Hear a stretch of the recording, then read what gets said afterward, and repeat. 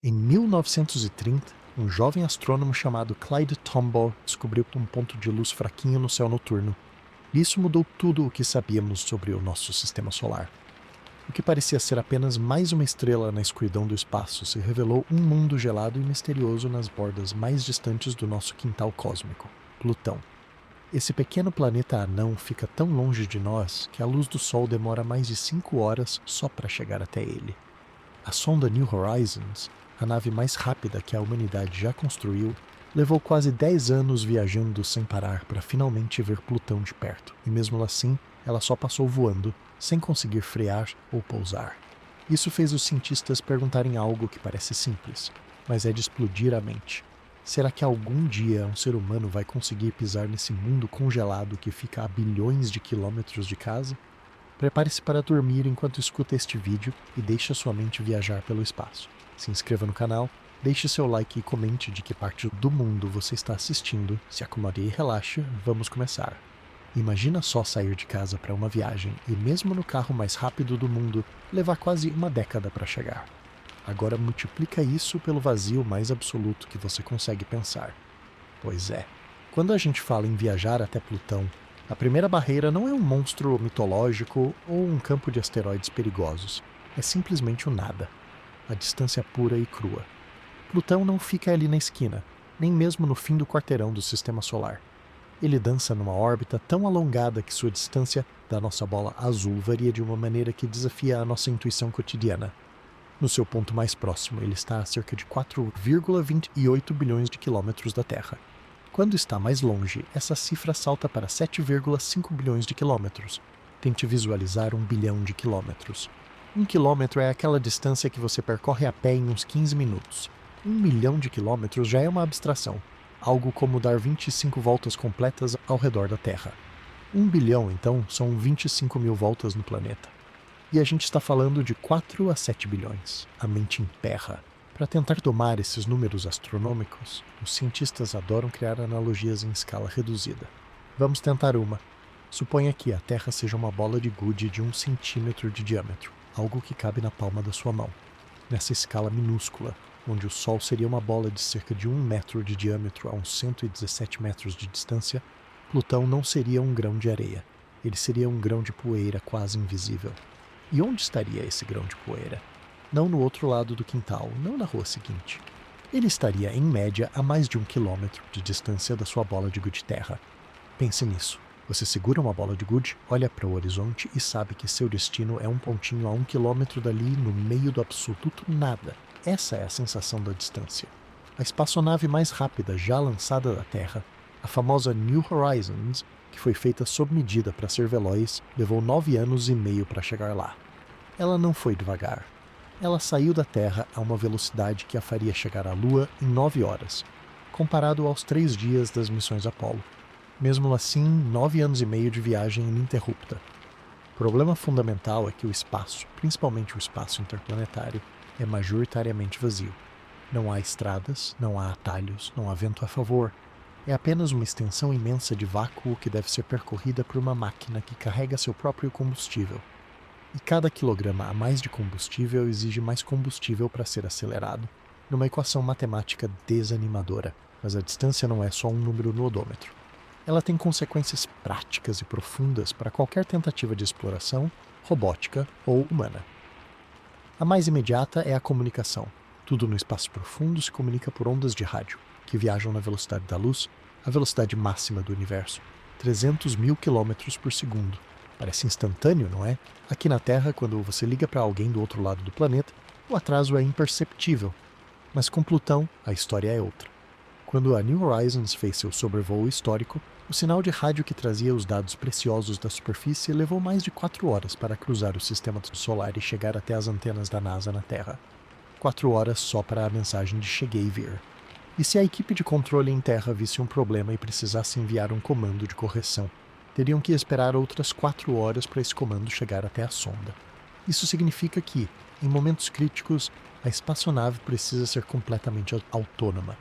Precisa saber tomar suas próprias decisões, diagnosticar falhas e se corrigir, porque não há tempo para um humano na sala de controle intervir. Essa demora no diálogo transforma qualquer missão em um ato de fé na engenharia e na programação feitas anos antes do evento real. Para uma tripulação humana, essa solidão comunicativa seria ainda mais angustiante. A famosa saudade de casa ganharia uma nova dimensão. Uma conversa com a família teria um atraso de 8, 9 até 10 horas entre a pergunta e a resposta, dependendo da posição orbital. Seria como trocar cartas pelo correio no século XVIII, mas com uma tecnologia de vídeo de última geração que só mostraria o passado distante. Outro efeito concreto dessa distância abissal é a energia solar.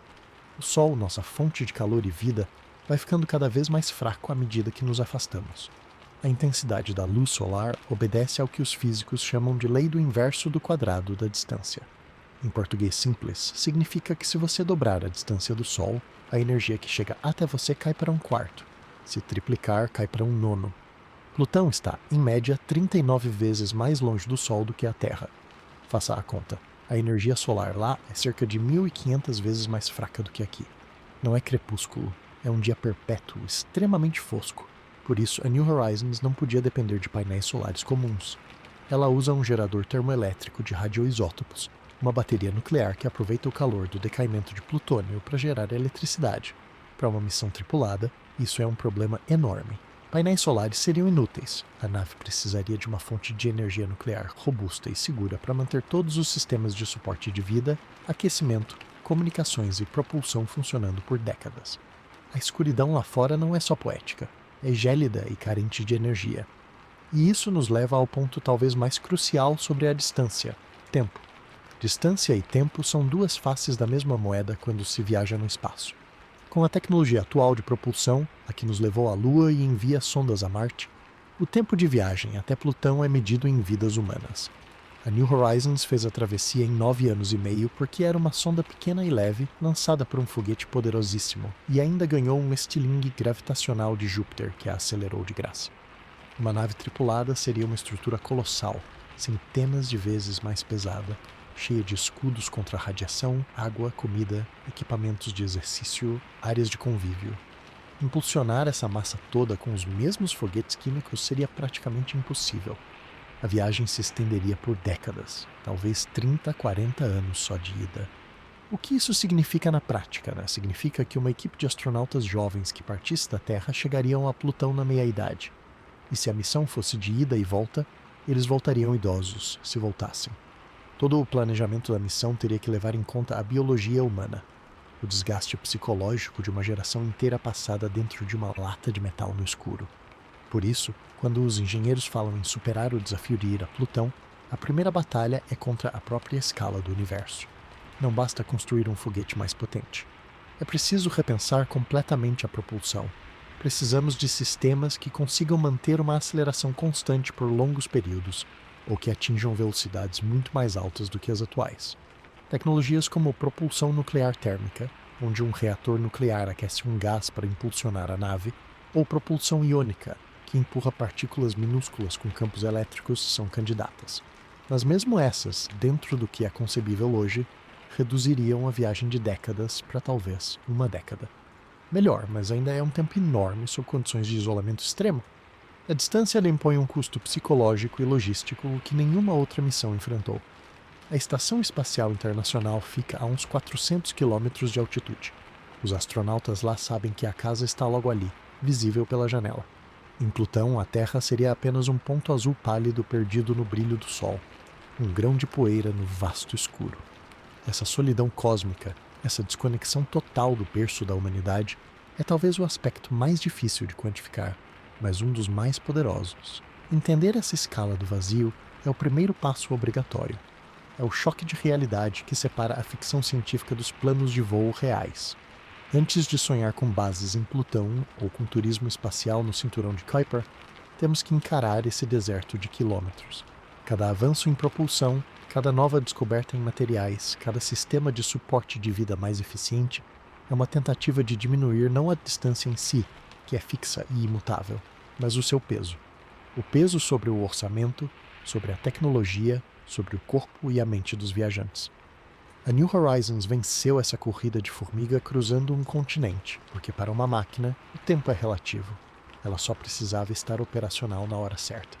Para humanos, o relógio biológico corre implacavelmente.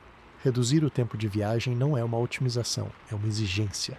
E por mais assustadora que essa distância abissal pareça, ela também é o que torna a jornada tão valiosa. Porque cada dado que veio de lá, cada imagem da superfície complexa de Plutão com suas montanhas de gelo e planícies de nitrogênio, teve que viajar através desse mesmo vazio, enfrentando a escuridão e o silêncio por horas, para nos contar uma história. E essa história começa com um simples, profundo e avassalador reconhecimento. Estamos muito, muito longe de casa. E se quisermos ir até os confins do nosso quintal cósmico, precisamos aprender a respeitar e, finalmente, dominar essa imensidão. A viagem não começa no lançamento, começa na compreensão desse espaço. Tudo o que vem depois, os foguetes nucleares, os esquemas de hibernação, as naves Arca, são tentativas de resposta a uma única pergunta inicial: como atravessar o nada sem sermos consumidos por ele? A resposta ainda está sendo escrita, mas o primeiro capítulo, sem dúvida, é entender a geografia desse deserto. E essa geografia é feita de números que desafiam a imaginação, de silêncios que duram horas, e de uma paciência que precisa ser, ela própria, de escala cósmica. Então, diante desse vazio todo, como é que a gente sabe quanto tempo leva para chegar em Plutão? Porque não é como se houvessem ônibus espaciais fazendo a linha Terra-Plutão todo mês. Na verdade, só uma única missão na história fez essa travessia com sucesso. E é olhando para ela, para os números frios e as decisões de engenharia, que a gente tira a única régua real que temos para medir esse desafio. Essa régua tem um nome, New Horizons. Lançada em janeiro de 2006, essa sonda da NASA foi a primeira, e até agora, única a visitar aquele mundo distante. O que ela nos ensina é uma lição de humildade e paciência. Para bater o recorde de velocidade de escape da Terra, os engenheiros usaram a combinação mais poderosa disponível na época. Um foguete Atlas Tasfun, com 5 propulsores de combustível sólido amarrados ao seu redor, e um terceiro estágio adicional para um último empurrão. O resultado foi uma aceleração brutal. A pequena sonda, do tamanho de um piano de cauda, foi arremessada para fora da órbita terrestre a uma velocidade de cerca de 58.500 km por hora. Pause por um segundo nesse número. É uma velocidade tão absurda que permitiria dar uma volta completa na Terra, no Equador, em menos de 40 minutos. Essa foi a partida mais rápida da história.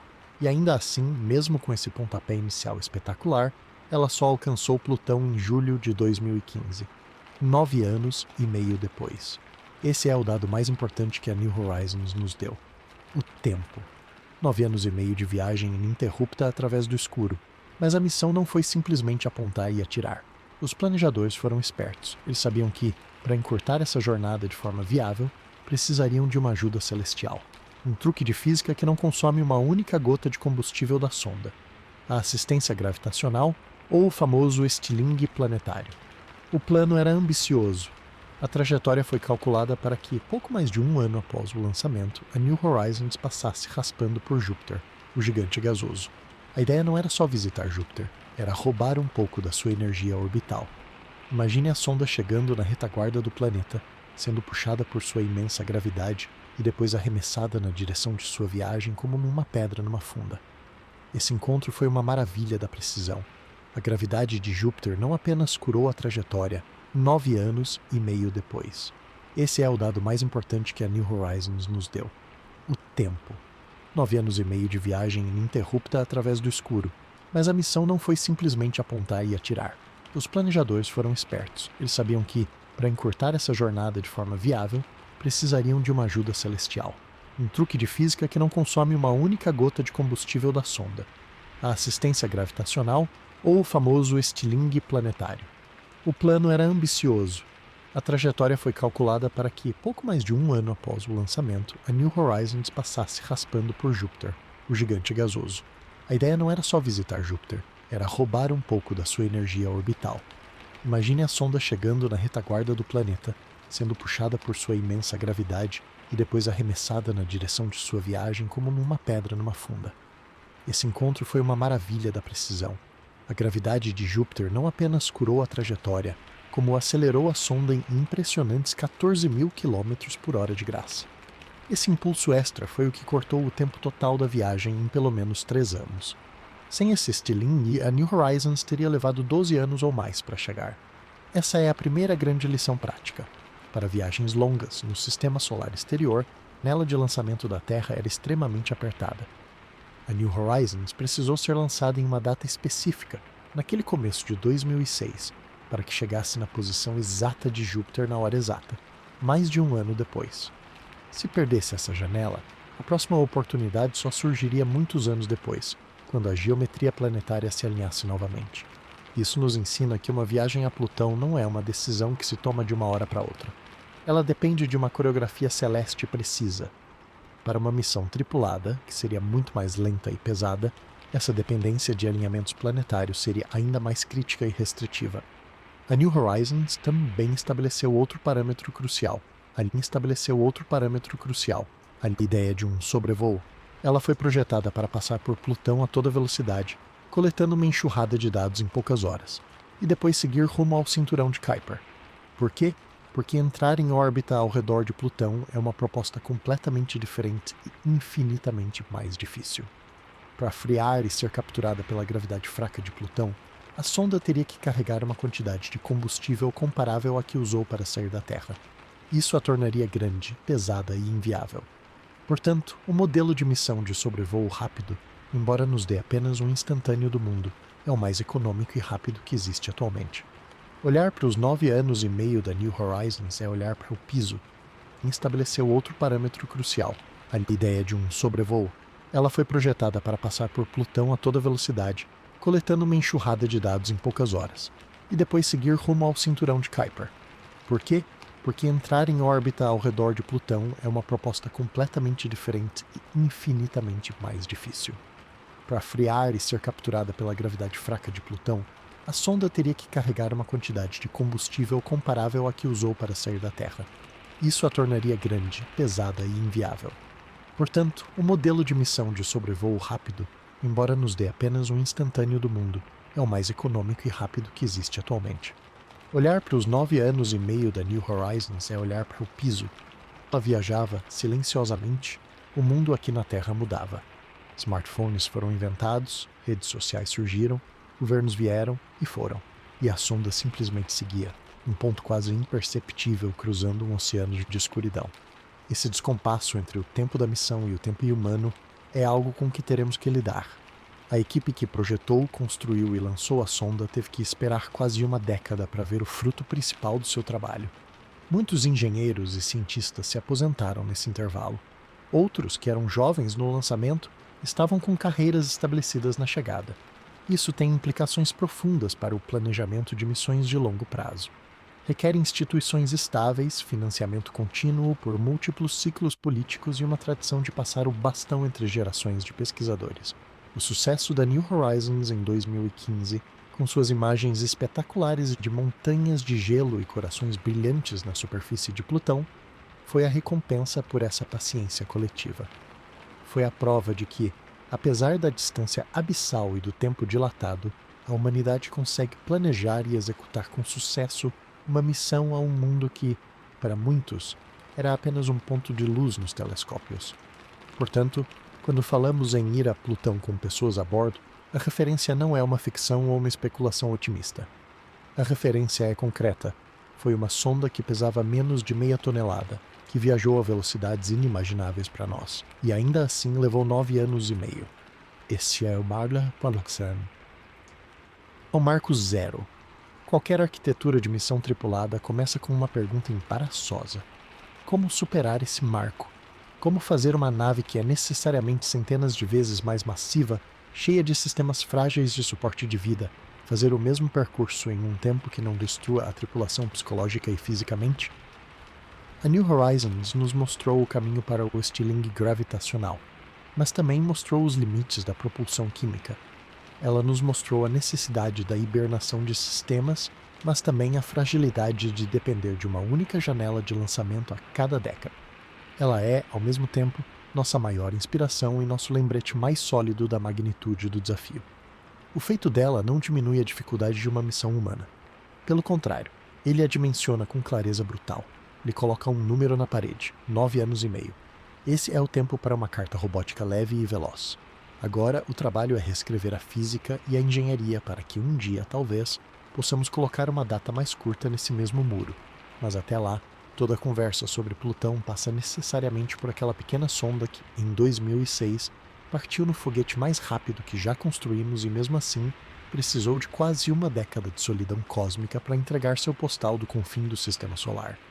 Ela é a prova do conceito e, também, a sentinela que guarda a fronteira, mostrando o quanto ainda precisamos avançar para cruzá-la com vida a bordo. A sua história é o ponto de partida obrigatório para todos os sonhos maiores. E essa limitação da propulsão química, que a New Horizons esbarrou mesmo sendo a mais rápida, é na verdade o cerne do problema. Porque esses foguetes tradicionais, que nos levaram à Lua e colocam satélites em órbita todos os dias, são como carros esportivos potentes, mas com um tanque de gasolina minúsculo e uma eficiência terrível em estradas longas. Eles funcionam sob um princípio físico direto, a terceira lei de Newton. Para cada ação, há uma reação igual e oposta. Na prática, isso significa que o motor expele massa para trás, os gases superaquecidos da queima do combustível e essa ejeção empurra a nave para frente. Parece simples e é incrivelmente eficaz para superar a gravidade da Terra num rugido de fogo e empuxo. O problema não está no princípio, mas na matemática fria por trás dele, uma equação que governa toda a viagem espacial desde seus primórdios, a equação do foguete. Ela basicamente diz que, para você acelerar uma massa qualquer, precisa ejetar parte da sua própria massa. Soa óbvio. Acontece que a relação não é linear, é exponencialmente cruel. Para dobrar a velocidade final da sua nave, você não precisa dobrar a quantidade de combustível. Você precisa multiplicá-la várias vezes, e para adicionar mais combustível, você precisa de tanques maiores e estrutura mais pesada, que por sua vez exigem ainda mais combustível para serem acelerados. É um ciclo vicioso de peso. Pense num foguete Saturno V que levou os astronautas à Lua. Aquele colosso de mais de 100 metros de altura era, na sua grande maioria, tanques de combustível e oxidante. O estágio final, que realmente entrou em curso lunar, era uma fração minúscula da massa inicial. A maior parte do que foi queimado serviu apenas para levantar o próprio combustível que seria queimado depois. Isso funciona para uma viagem de 3 dias até a Lua. Agora, tente escalonar isso para uma viagem de décadas até Plutão. A quantidade de propelente necessária se torna literalmente astronômica. Impossível de ser construída e lançada da Terra. Imagine construir uma nave do tamanho de um arranha-céu, onde 99% da sua massa inicial é apenas combustível para queimar no caminho, e o 1% restante é a nave em si, os sistemas de suporte de vida, a comida, a água e os astronautas. Não é viável. A física simplesmente não permite com a tecnologia química. Os motores evoluíram, ficaram mais eficientes, mas o limite é a comida, a água e os astronautas. Não é viável. A física simplesmente não permite com a tecnologia química. Os motores evoluíram, ficaram mais eficientes, mas o limite teórico do que você pode extrair da energia de uma reação química, seja hidrogênio com oxigênio ou qualquer outro par, é um muro intransponível para esse tipo de jornada. E por que essa barreira é tão intransponível? Por causa de uma medida-chave chamada impulso específico. É como a quilometragem por litro dos foguetes. Indica por quanto tempo um motor pode produzir empuxo com uma determinada massa de combustível. Os melhores motores químicos, movidos a hidrogênio líquido e oxigênio líquido, têm um impulso específico na casa de 450 segundos. Isso é muito bom para sair da atmosfera. Agora, para uma viagem interestelar longa, você precisaria de valores muito maiores. Motores iônicos, que veremos depois, podem chegar a dezenas de milhares de segundos. A propulsão química está presa nesse patamar baixo, porque depende de que ela é quimicamente capaz. É como tentar fazer 1 litro de gasolina render 1000 quilômetros. A química do petróleo não permite. Então, para uma missão a Plutão, os foguetes químicos só são úteis na primeira fase, o empurrão inicial para escapar da atração terrestre e ganhar velocidade. Depois disso, eles se tornam um fardo morto. Suas enormes estruturas de tanques vazios e motores pesados teriam que ser arrastadas por todo o caminho, consumindo energia em manobras de correção e atrasando a viagem. É por isso que todas as ideias sérias para viagens ao sistema solar exterior pulam direto para outras formas de propulsão. Há também o problema do tempo de queima. Um motor químico é uma explosão controlada e contínua. Ele produz um empuxo enorme por um período relativamente curto, minutos ou no máximo algumas horas. Depois que o combustível acaba, acabou. A nave segue em frente por inércia, em velocidade constante, num balístico cósmico. Para reduzir o tempo total de viagem, você precisaria acelerar por muito mais tempo, não apenas num curto sprint inicial. Mas para acelerar por mais tempo com um motor químico, você precisaria de mais combustível. E já vimos onde isso termina. É um beco sem saída.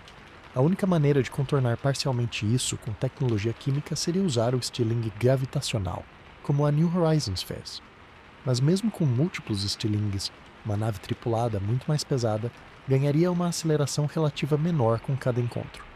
E os alinhamentos planetários para uma trajetória complexa, com assistências em Vênus, Terra, talvez Marte e Júpiter, poderiam ser tão raros que a viagem se tornaria uma espera de décadas só para começar. A propulsão química, portanto, nos prende a um regime de velocidade baixo. Ela é a tecnologia que nos tirou do planeta, mas é também a corrente que nos impede de vagar livremente pelo sistema solar. Isso não significa que os foguetes químicos são obsoletos. Longe disso. Eles serão sempre a ferramenta para vencer a gravidade da Terra, para colocar carga em órbita, para missões rápidas à Lua ou a Marte. Mas para destinos além do cinturão de asteroides, eles são como remos num oceano aberto. Você pode remar, mas nunca chegará ao outro lado em uma vida. A busca por alternativas, então, não é um exercício de ficção científica. É uma necessidade prática absoluta. Se quisermos enviar humanos a Plutão, ou mesmo robôs mais complexos que possam frear e orbitar o planeta Anã, temos que abandonar o paradigma químico para a fase de cruzeiro. Temos que encontrar uma maneira de produzir empuxo de forma mais econômica, mais durável, mesmo que esse empuxo seja inicialmente muito fraco. A ideia é acelerar um pouquinho, mas acelerar durante meses ou anos. Essa aceleração constante, mesmo que minúscula, se acumula ao longo do tempo e pode levar a velocidades finais impensáveis para um foguete químico. É como a diferença entre um velocista dos 100 metros rasos e um maratonista. O foguete químico é o velocista, explosivo, potente, mas que cansa rápido. A nave para Plutão precisa ser o maratonista, lenta e constante, capaz de manter um ritmo por uma distância inimaginável. Portanto, reconhecer essa barreira é o primeiro passo para superá-la. É entender que, por mais que amemos o espetáculo de um lançamento, aquele fogo e fumaça representam um método que já deu o que tinha que dar para o sistema solar exterior. A New Horizons foi o canto do cisne, a última grande missão a usar esse método puro, empurrada ao extremo. Olhar para os 9 anos e meio dela é olhar para o melhor resultado possível com essa tecnologia. Qualquer redução significativa nesse tempo exigirá uma mudança de patamar. E é aí que entram conceitos como a propulsão nuclear térmica, onde um reator aquece um gás para impulsionar a nave, ou a propulsão elétrica, que usa a eletricidade para acelerar partículas. Essas tecnologias prometem um impulso específico muito maior, significando que você precisa de muito menos combustível para a mesma mudança de velocidade. Combustível, nesses casos, não é queimado, é apenas expelido depois de ganhar energia de uma fonte externa, como um reator nuclear ou painéis solares gigantescos. A barreira química, então, não é o fim da linha, é o ponto de partida para a próxima revolução. Ela nos diz, de forma clara e incontornável, que se queremos ir além, temos que pensar diferente. Temos que abandonar a lógica do foguete que carrega todo o seu poder numa explosão breve e partir para a lógica da nave que gera seu próprio impulso de forma sustentada, colhendo energia do espaço ou de reações atômicas. A era dos foguetes químicos para a exploração profunda está, assim, chegando ao seu limite natural. E Plutão, aquele pontinho distante, é o juiz que está nos mostrando a prova definitiva disso. Para alcançá-lo de forma prática, temos que deixar para trás a tecnologia que nos trouxe até a Lua e abraçar a próxima fronteira da propulsão. O desafio não é mais apenas construir foguetes maiores, é repensar completamente como nos movemos no vácuo. E já que a propulsão química por si só não é suficiente, a humanidade precisou aprender a ser esperta, aprendeu a roubar energia. Não de outras naves, mas dos próprios planetas. Essa técnica esperta, que já mencionamos de passagem, é a assistência gravitacional, o famoso estilingue planetário. É o truque mais elegante e econômico que temos no nosso arsenal para viagens longas, e funciona de uma maneira que parece mágica, mas é pura física de Newton. Imagine que você está andando de patins numa pista e de repente agarra a lateral de um caminhão que passa em alta velocidade. No momento em que você se segura, sua velocidade aumenta. Você é puxado pelo caminhão. Agora imagine que o caminhão é um planeta como Júpiter e você é uma sonda espacial. A ideia é essencialmente essa: usar o imenso campo gravitacional de um planeta em movimento para arremessar a nave, mudando sua trajetória e, o mais importante, sua velocidade, sem gastar o precioso combustível de bordo. É como pegar uma carona cósmica. A física por trás disso é a conservação de energia e momento. O planeta, em sua órbita ao redor do Sol, tem uma velocidade orbital enorme. Júpiter, por exemplo, se move a cerca de 47 mil quilômetros por hora. Quando uma sonda se aproxima dele por trás, na direção do seu movimento, ela é puxada pela gravidade. Esse puxão não apenas curva a sua trajetória, como transfere para ela uma pequena fração da energia orbital do planeta. A sonda ganha velocidade, e o planeta perde uma quantidade infinitesimal, completamente irrelevante para algo tão massivo. É um empréstimo de energia quase gratuito. A New Horizons fez exatamente isso. Ela se aproximou de Júpiter por trás, foi capturada pelo seu campo gravitacional, curvou sua trajetória em uma grande curva e foi catapultada em direção a Plutão com uma velocidade muito maior do que chegou. O ganho foi de aproximadamente 14 mil quilômetros por hora. Para uma sonda, isso é um presente dos deuses. Sem esse estilingue, a viagem seria muito mais longa e cara, exigindo muito mais combustível para uma aceleração equivalente. Mas a arte da assistência gravitacional não é simplesmente apontar para um planeta qualquer. É uma coreografia de precisão milimétrica. Os engenheiros de trajetória precisam calcular exatamente o ponto de entrada no campo gravitacional do planeta, a distância mínima de sobrevoo chamado periapsis e o ângulo de saída. Um erro de alguns quilômetros ou de alguns segundos pode mandar a sonda para uma trajetória completamente errada, perdendo o alvo ou, pior, colidindo com o planeta. Tudo é pré-programado com anos de antecedência. A sonda precisa chegar na posição exata no momento exato, e isso define a janela de lançamento da Terra. Perdeu a janela? A próxima oportunidade para aquele alinhamento específico pode levar décadas. Isso impõe uma rigidez brutal ao planejamento de missões. Não é como se pudéssemos lançar uma missão a Plutão todo mês. As melhores datas surgem quando a geometria entre a Terra, o planeta assistente e Plutão se alinha de forma favorável, que pode acontecer apenas uma ou duas vezes por geração. Para uma missão tripulada a Plutão, o estilingue gravitacional não seria uma opção interessante, seria uma obrigação. O ganho de velocidade grátis seria essencial para reduzir a quantidade de combustível nuclear ou de outro tipo que a nave teria que carregar. Provavelmente, os planejadores buscariam uma trajetória complexa com múltiplas assistências. Uma rota clássica poderia envolver um primeiro estilingue em Vênus para ganhar impulso e direcionar a nave de volta à Terra, depois um estilingue na Terra mesma, o chamado Earth Flyby, para ganhar ainda mais velocidade, e então um grande empurrão final em Júpiter ou Saturno antes de disparar para os confins do Sistema Solar. Cada uma dessas manobras adicionaria anos à duração total da viagem, porque a nave teria que percorrer rotas mais longas e esperar pelos alinhamentos, mas em troca, economizaria uma massa colossal de propelente. Seria uma troca, tempo por economia de combustível. No entanto, para uma tripulação humana, tempo é justamente o recurso mais precioso. Adicionar anos a uma viagem que já pode levar décadas tem um custo psicológico e biológico imenso. Então, o planejamento se tornaria um delicado equilíbrio entre uma trajetória mais direta, que exigiria mais combustível e uma propulsão super eficiente, e uma trajetória mais longa com múltiplas assistências, que economizaria combustível, mas consumiria mais tempo de vida dos astronautas.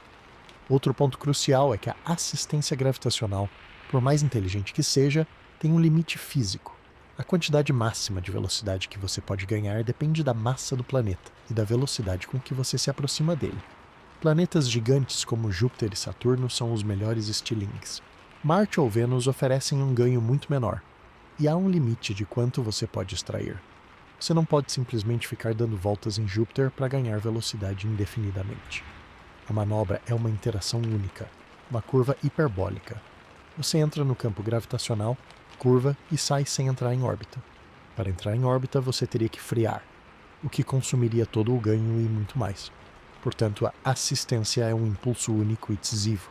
Além disso, ela não resolve o problema da propulsão contínua. Ela é um grande chute inicial, ou uma série de chutes, mas depois do último estilingue, a nave está à mercê da inércia na maior parte da viagem.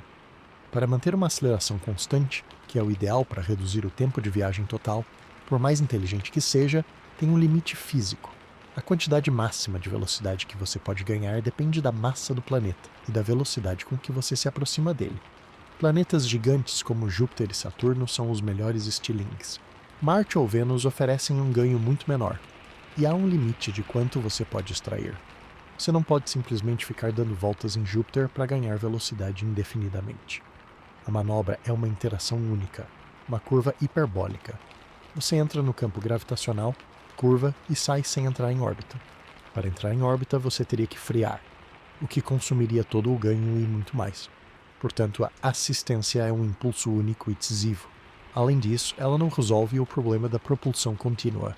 Ela é um grande chute inicial, ou uma série de chutes, mas depois do último estilingue, a nave está à mercê da inércia na maior parte da viagem. Para manter uma aceleração constante, que é o ideal para reduzir o tempo de viagem total, hoje, a assistência gravitacional, portanto, não é uma solução mágica e isenta de problemas. É uma ferramenta poderosa, mas que introduz complexidade, restrições temporais e riscos adicionais ao projeto da missão. No entanto, diante da imensidão do sistema solar exterior e dos limites da propulsão, é uma ferramenta que não podemos ignorar. Ela é a prova de que, às vezes, a inteligência e o planejamento podem superar a pura força bruta dos foguetes. É jogar xadrez com a gravidade, usando as peças mais pesadas do tabuleiro solar em nosso favor. E enquanto não dominarmos uma propulsão que nos permita viajar rapidamente em linha reta, essa será a principal maneira de alcançarmos os pontos mais distantes do nosso sistema. A viagem a Plutão, seja ela robótica ou humana, será inevitavelmente uma dança com os planetas, um jogo de ricochete cósmico onde cada encontro planetário é uma oportunidade preciosa e rara de ganhar um pouco mais de velocidade de graça. É a arte de surfar nos campos gravitacionais. E é essa arte que, por enquanto, define os contornos possíveis da nossa exploração. Mas se os foguetes químicos têm esse limite intransponível e os estilingues gravitacionais são apenas ajudas pontuais, qual seria o próximo passo lógico na evolução da propulsão para uma missão a Plutão? A resposta mais direta, estudada há décadas e que está no limiar da viabilidade técnica, é a propulsão nuclear térmica. Esse conceito é considerado o herdeiro natural dos motores químicos para viagens dentro do nosso sistema solar, porque mantém uma ideia similar a ejetar um gás aquecido para gerar empuxo, mas troca a fonte de energia. Em vez de queimar combustíveis químicos, que têm uma quantidade limitada de energia por quilo, um motor nuclear térmico usa um reator de fissão nuclear para aquecer um propelente leve. Esse propelente, normalmente hidrogênio líquido, é forçado a passar através do núcleo do reator, onde é aquecido a temperaturas extremas, acima de 2.500 graus Celsius. O gás superaquecido então se expande violentamente e é expelido por um bocal, exatamente como num foguete tradicional, gerando empuxo. A grande vantagem está justamente na fonte de calor. A energia liberada pela fissão nuclear é milhões de vezes mais densa do que a energia química. Isso significa que, para a mesma massa de combustível, no caso, o hidrogênio que serve como massa de reação, você obtém muito mais impulso. A medida dessa eficiência é o impulso específico, que, como falamos, é a quilometragem por litro dos foguetes. Os melhores motores químicos, como os do ônibus espacial, atingem algo em torno de 450 segundos. Um motor nuclear térmico bem projetado pode atingir facilmente 900 segundos, e alguns conceitos teóricos chegariam a 1500. Isso representa uma eficiência 2 a 5 vezes maior. Traduzindo para uma viagem espacial, essa eficiência se converte em tempo ou em massa. Com um impulso específico maior, você precisa de menos propelente para atingir a mesma mudança de velocidade. Ou, se carregar a mesma quantidade de propelente, você consegue uma velocidade final muito mais alta, encurtando a duração da viagem. Para uma missão a Plutão, isso poderia significar reduzir o tempo de trânsito de décadas para talvez uma única década, ou menos, dependendo da arquitetura da missão. Não é um salto de ficção científica para velocidades relativísticas, mas é um salto monumental em termos de capacidade prática. Tornaria uma missão tripulada conceitualmente possível, ainda que desafiadoríssima, porque o tempo de viagem começaria a se aproximar de janelas aceitáveis para uma carreira de astronauta. Como funcionaria na prática para uma viagem a Plutão? A nave teria um módulo de propulsão com um reator nuclear relativamente compacto e pesado, protegido por escudos para isolar a tripulação da radiação. Os tanques armazenariam hidrogênio líquido, que é leve, mas ocupa muito volume. Durante a fase de cruzeiro, Após escapar da órbita terrestre com a ajuda de foguetes químicos ou elétricos, o motor nuclear térmico seria acionado. Ele queimaria o hidrogênio em queimas longas, acelerando a nave de forma constante por semanas ou meses. Diferente do empuxo curto e violento dos químicos, aqui a aceleração seria suave, mas prolongada. Depois de atingir a velocidade desejada, o motor seria desligado e a nave viajaria por inércia pela maior parte do caminho. Na aproximação de Plutão, o motor poderia ser acionado novamente, mas agora para frear, o que consumiria outra grande porção do hidrogênio. Essa capacidade de frear efetivamente é outro superpoder da propulsão nuclear térmica em relação aos químicos puros. Uma sonda como a New Horizons nunca poderia frear para entrar em órbita de Plutão porque isso exigiria quase a mesma quantidade de combustível usada na partida. Uma nave nuclear térmica, com seu propelente mais eficiente, poderia ter essa capacidade de frenagem orbital, permitindo um estudo prolongado do planeta 1 e não apenas um sobrevoo rápido. Claro, nada disso é simples. Os desafios técnicos são enormes. O primeiro é o material do reator e dos elementos de combustível. Eles precisam suportar temperaturas altíssimas e um bombardeio intenso de nêutrons por anos, sem derreter ou se degradar. O hidrogênio aquecido a tais temperaturas é extremamente corrosivo. Os engenheiros precisam desenvolver ligas metálicas especiais e cerâmicas avançadas para conter esse inferno. Outro desafio é o teste. Você não pode simplesmente ligar um reator nuclear desses na superfície da Terra e sair fazendo testes de propulsão com ele, ejetando hidrogênio radioativo. Os testes teriam que ser feitos em instalações remotas e seguras ou no espaço. Isso eleva muito o custo e a complexidade do desenvolvimento. Há também a questão da segurança pública. O lançamento de um reator nuclear para o espaço sempre gera preocupações. E se o foguete lançador explodir durante a decolagem? Poderia haver contaminação radioativa. Para minimizar esse risco, o reator é projetado para ser lançado frio, ou seja, inativo. Só seria criticalizado e ligado quando a nave estivesse em uma órbita segura, longe da Terra. Mesmo assim, a aceitação política e pública é uma barreira a ser vencida. Apesar dos desafios, o interesse é real e crescente. A NASA e a DARPA, a Agência de Projetos Avançados do Departamento de Defesa dos Estados Unidos, têm um projeto conjunto chamado DRACO, que visa justamente demonstrar um motor de propulsão nuclear térmica no espaço dentro de alguns anos. É um projeto de teste, mas seu sucesso poderia abrir as portas para uma nova era de exploração. Para uma missão a Plutão, uma nave com essa tecnologia não eliminaria todos os problemas. A radiação do reator exigiria blindagem pesada, o hidrogênio líquido é difícil de armazenar por longos períodos no espaço devido à evaporação, e a nave ainda seria grande e complexa. Mas resolveria o problema central: a falta de um sistema de propulsão eficiente o suficiente para tornar a jornada temporalmente plausível. Seria a ferramenta que nos permitiria transitar entre os planetas internos e externos de forma mais rotineira, estabelecendo talvez uma rota para o cinturão de Kuiper. A propulsão nuclear térmica não é a solução final para as estrelas, mas é o próximo salto racional, o mais óbvio baseado na tecnologia que já dominamos ou estamos perto de dominar.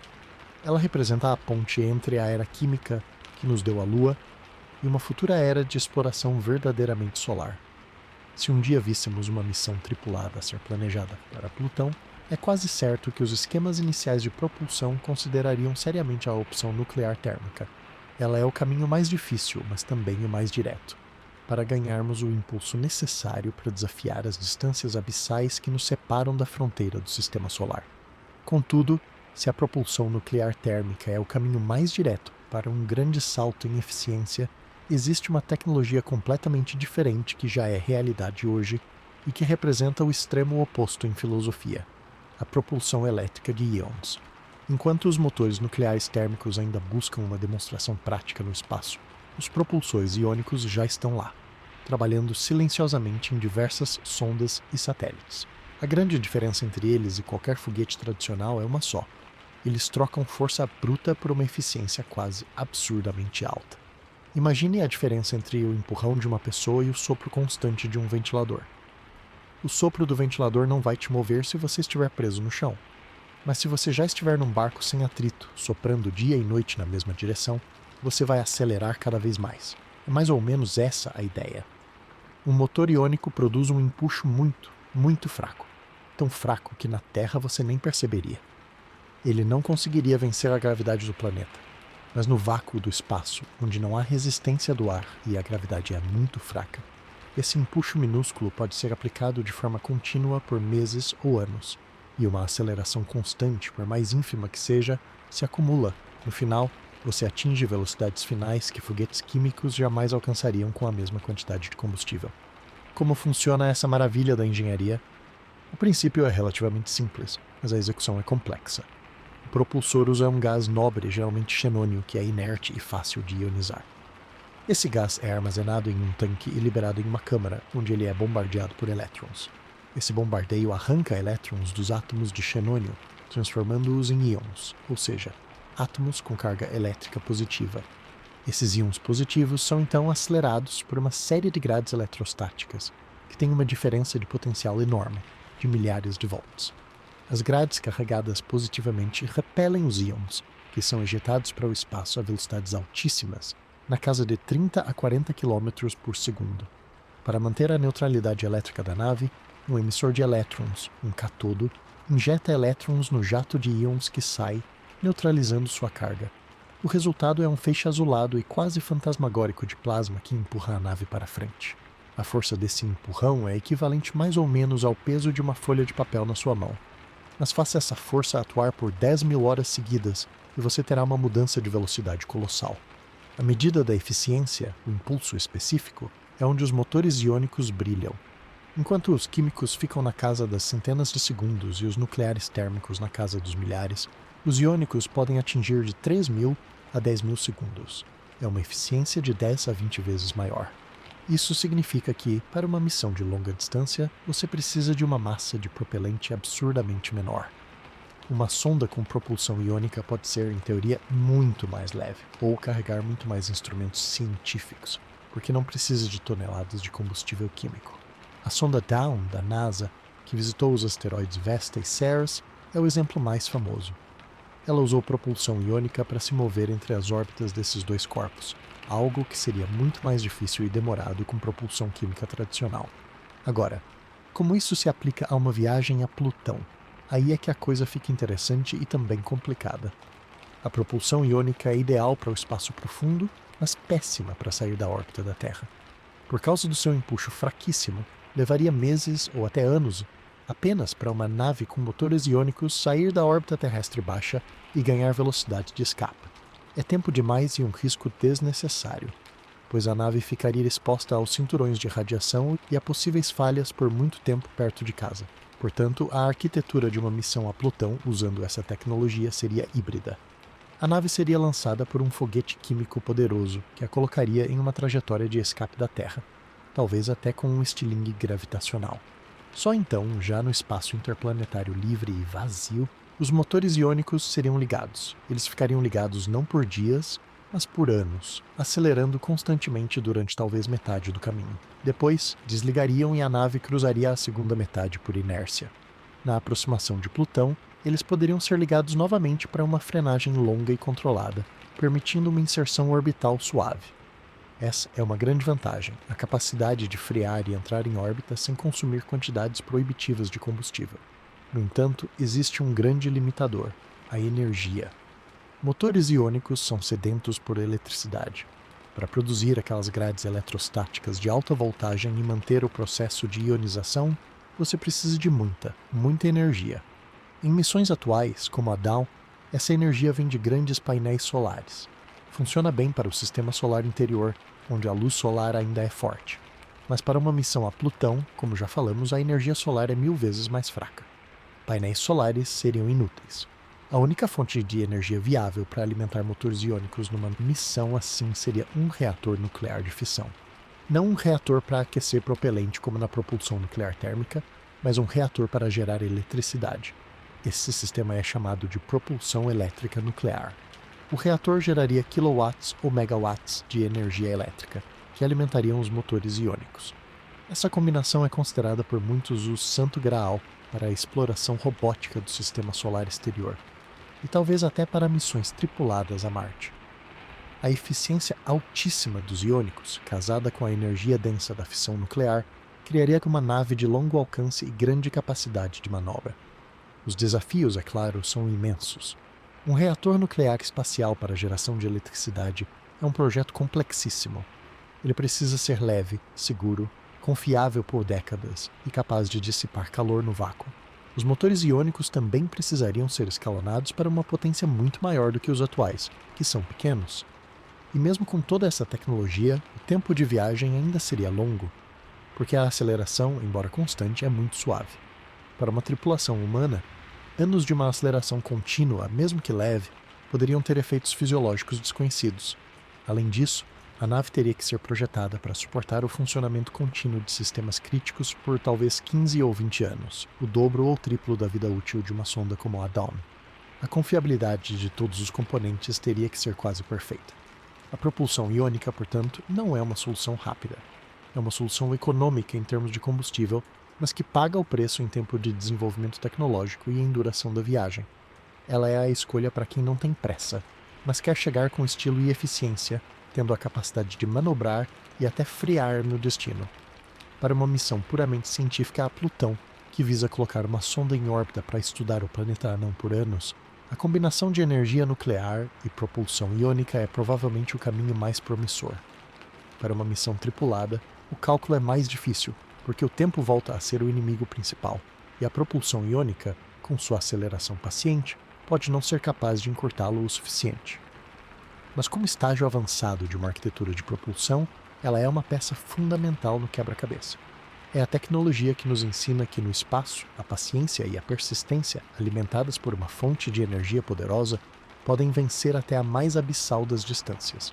E toda essa discussão sobre propulsão, tempo de viagem e eficiência esbarra num ponto absolutamente central quando tiramos a sonda robótica da equação e colocamos seres humanos dentro da nave. De repente, o desafio deixa de ser apenas uma questão de engenharia e física, e se torna um problema de biologia, psicologia e pura resistência humana. Porque uma coisa é uma máquina aguentar 9 anos e meio de vácuo e radiação, outra é um corpo e uma mente humanas. O tempo, que para uma sonda é apenas um número no relógio da missão, para uma tripulação se transforma num recurso finito e cruel. Uma viagem de ida e volta a Plutão, mesmo com os avanços mais otimistas em propulsão nuclear térmica ou iônica, facilmente consumiria 20, 30 anos. Isso não é uma missão, é uma sentença. É uma parcela enorme de uma vida adulta passada dentro de um tubo metálico, isolado de tudo e de todos, com a Terra reduzida a um ponto azul quase esquecido. O primeiro e mais óbvio inimigo é a microgravidade. Nosso corpo evoluiu para funcionar sob a constante atração gravitacional da Terra. Tira isso e tudo começa a desandar. Os músculos, que não precisam mais trabalhar para nos manter em pé, atrofiam. Os ossos, que não sentem mais a carga do peso, começam a perder cálcio e densidade, num processo semelhante à osteoporose acelerada. O sistema cardiovascular fica preguiçoso, o sangue tende a se acumular na parte superior do corpo e o coração pode enfraquecer. Os astronautas na Estação Espacial Internacional combatem isso com 2 a 3 horas de exercícios intensos por dia, usando esteiras e aparelhos de resistência. Mesmo assim, voltam à Terra mais fracos e precisam de longas reabilitações.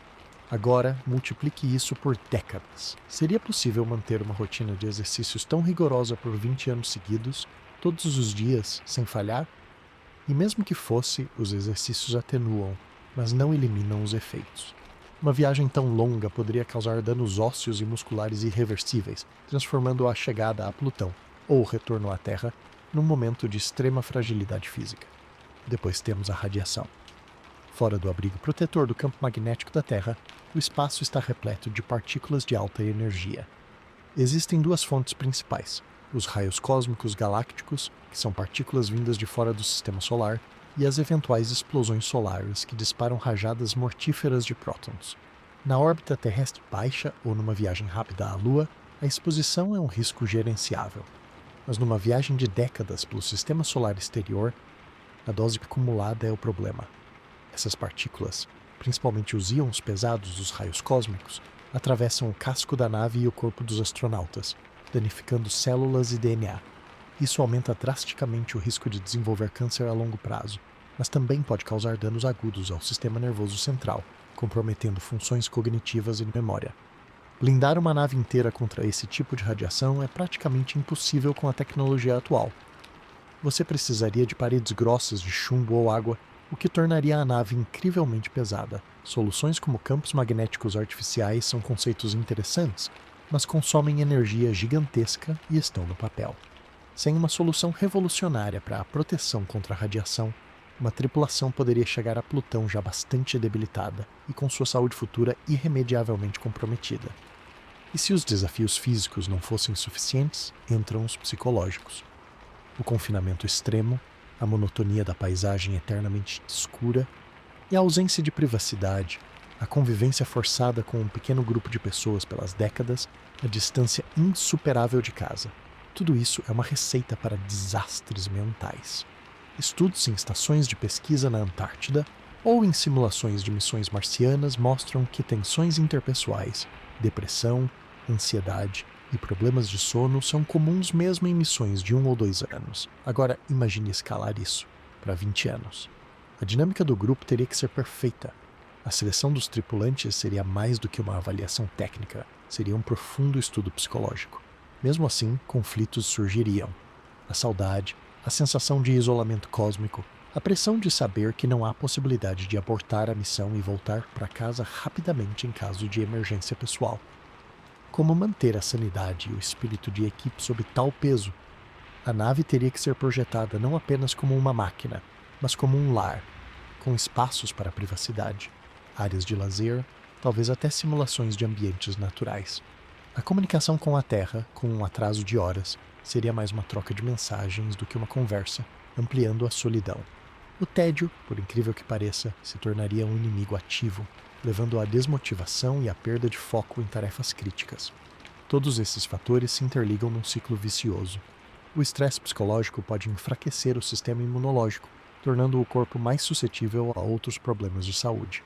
A radiação pode afetar a função cerebral, piorando o estado psicológico. A microgravidade prolongada pode causar alterações na visão e no sistema vestibular, afetando o equilíbrio e a percepção, o que também impacta o bem-estar mental. Não são problemas isolados, eles se alimentam uns dos outros. Por isso, reduzir o tempo de trânsito não é apenas uma meta de desempenho da engenharia. É uma necessidade médica e psicológica absoluta. Cada ano cortado da viagem é um ano a menos de exposição à radiação, um ano a menos de deterioração muscular e óssea, um ano a menos de tensão psicológica acumulada. É por isso que conceitos como a propulsão nuclear, que poderiam talvez reduzir a viagem para algo em torno de uma década, são tão vitais. Uma década ainda é um tempo enorme, mas já começa a entrar num território conceitualmente imaginável para uma missão humana extrema, algo comparável a várias rotações consecutivas na estação espacial, mas com um propósito final glorioso. 3 décadas, por outro lado, estão além do que qualquer psicólogo ou médico consideraria razoável ou mesmo possível com a nossa compreensão atual da resiliência humana. Portanto, ao planejar uma viagem a Plutão, a pergunta mais difícil talvez não seja como construir a nave, mas como preservar os viajantes. A tecnologia de suporte de vida teria que atingir níveis de confiabilidade e eficiência inéditos. Sistemas fechados de reciclagem de água e ar, que hoje ainda têm perdas, teriam que funcionar com quase 100% de eficiência por décadas. A produção de comida dentro da nave, através de estufas hidropônicas ou outros métodos, se tornaria obrigatória, o que adiciona uma complexidade enorme. Iluminação artificial, controle de pragas, colheita, processamento, tudo isso dentro de um ambiente fechado e sob estresse. A medicina a bordo também teria que ser avançadíssima, com capacidade para cirurgias, diagnósticos complexos e tratamento de doenças que podem surgir ao longo de... A tecnologia de suporte de vida teria que atingir níveis de confiabilidade e eficiência inéditos. Sistemas fechados de reciclagem de água e ar, que hoje ainda têm perdas, teriam que funcionar com quase 100% de eficiência por décadas. A produção de comida dentro da nave, através de estufas hidropônicas ou outros métodos, se tornaria obrigatória, o que adiciona uma complexidade enorme. Iluminação artificial, controle de pragas, colheita, processamento, tudo isso dentro de um ambiente fechado e sob estresse. A medicina a bordo também teria que ser avançadíssima, com capacidade para cirurgias, diagnósticos complexos e tratamento de doenças que podem surgir ao longo de uma vida adulta, tudo feito por poucas pessoas que não são necessariamente médicos especialistas em tudo. A própria estrutura social da tripulação teria que ser pensada. Seria uma missão só de adultos? E se jovens adultos forem, eles envelhecerão durante a viagem. Questões de relacionamentos, talvez até de filhos, surgem como dilemas éticos e logísticos não ser suficientes. Elas talvez tornem a viagem possível, mas não necessariamente prática ou aceitável. Para transformar uma expedição a Plutão de uma odisseia geracional em uma missão exploratória factível, precisaríamos de um salto quântico em velocidade. Não um aumento de alguns por cento, mas de ordens de magnitude. Precisaríamos pensar em velocidades que são uma fração significativa da velocidade da luz. Estamos falando de atingir talvez 1, 5 até 10% dela. Pode não parecer muito, mas a velocidade da luz é de 300 mil km por segundo. 1% disso são 3 mil km por segundo. Para colocar em perspectiva, a New Horizons viajou a cerca de 16 km por segundo. É uma diferença abismal. Nessa velocidade, uma viagem a Plutão, na sua distância média, levaria em torno de 1 mês e meio. Isso sim mudaria completamente o jogo. Os problemas de radiação acumulada, atrofia por microgravidade e degradação psicológica seriam drasticamente reduzidos. O problema é que nenhuma tecnologia atual ou do horizonte previsível consegue chegar perto disso para uma nave de tamanho significativo. Então, como poderíamos, em teoria, alcançar essas velocidades? Os cientistas e engenheiros têm alguns conceitos na prancheta, alguns mais fundamentados que outros. Um dos mais sérios e estudados é o conceito da vela solar impulsionada por laser. A ideia básica da vela solar é simples: usar a pressão de radiação da luz, seja do Sol ou de um laser, para empurrar uma grande vela ultrafina e reflexiva. É como um barco à vela, mas empurrado por fótons em vez de vento. A pressão é minúscula, mas constante e sem consumo de combustível.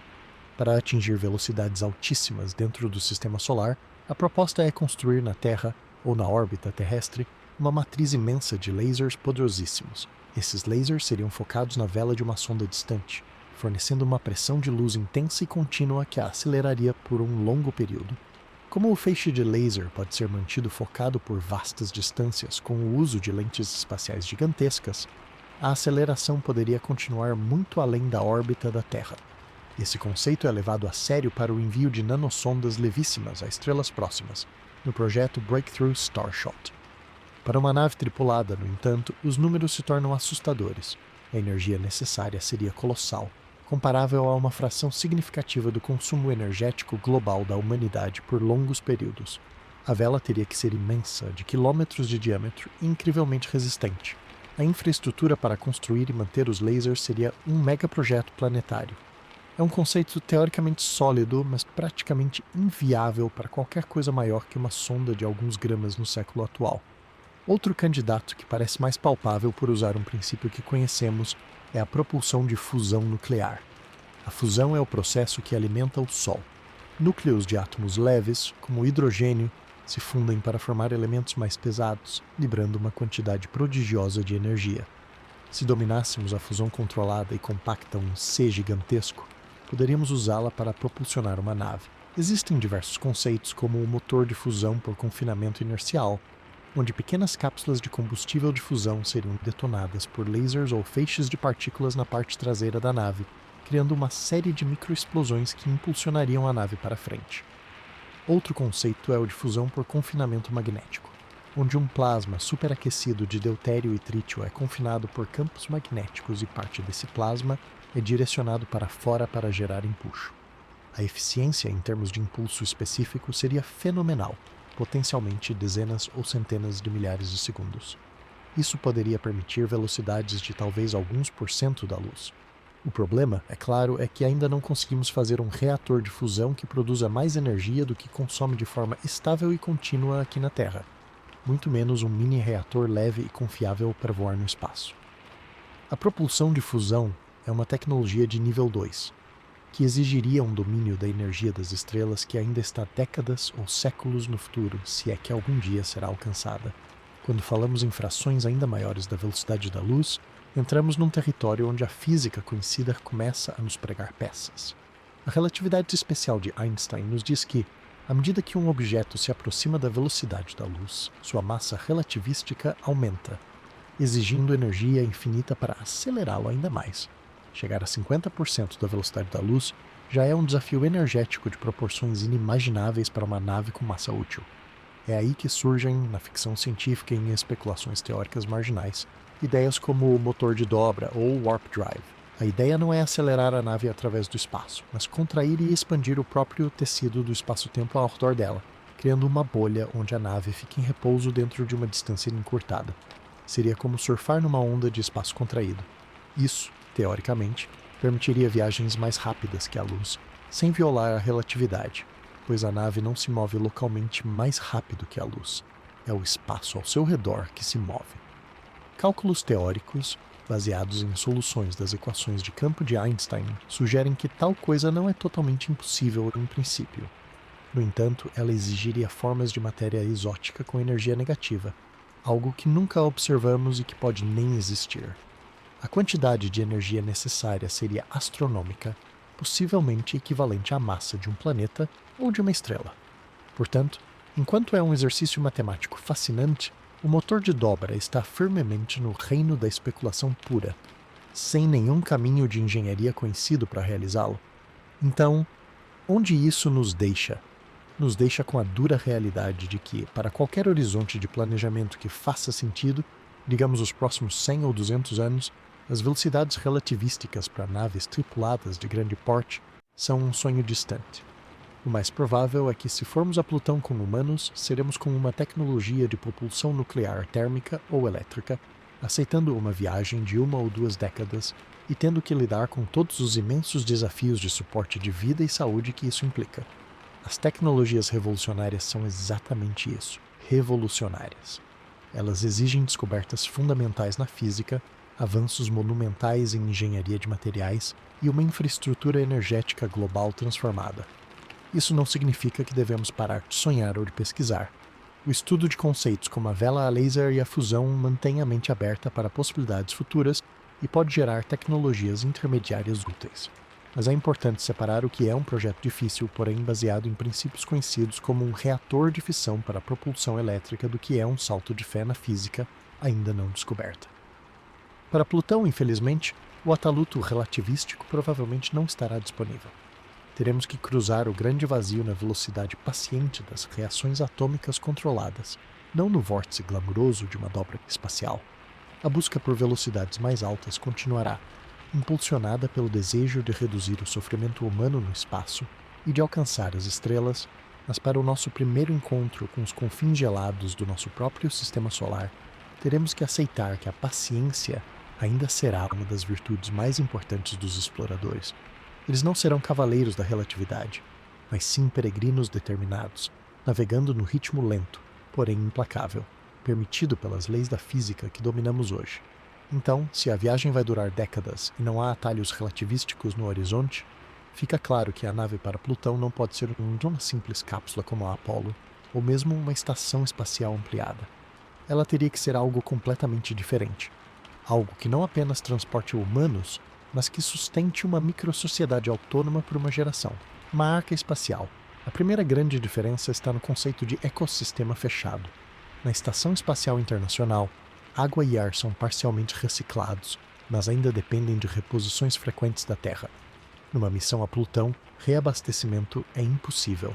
Portanto, os sistemas de suporte de vida precisam atingir uma taxa de reciclagem tão próxima de 100% quanto possível, algo que chamamos de sistema de suporte de vida ecologicamente fechado. Cada gota de suor, cada gota de urina, cada molécula de dióxido de carbono exalada precisa ser capturada, processada e transformada novamente em água potável e ar respirável.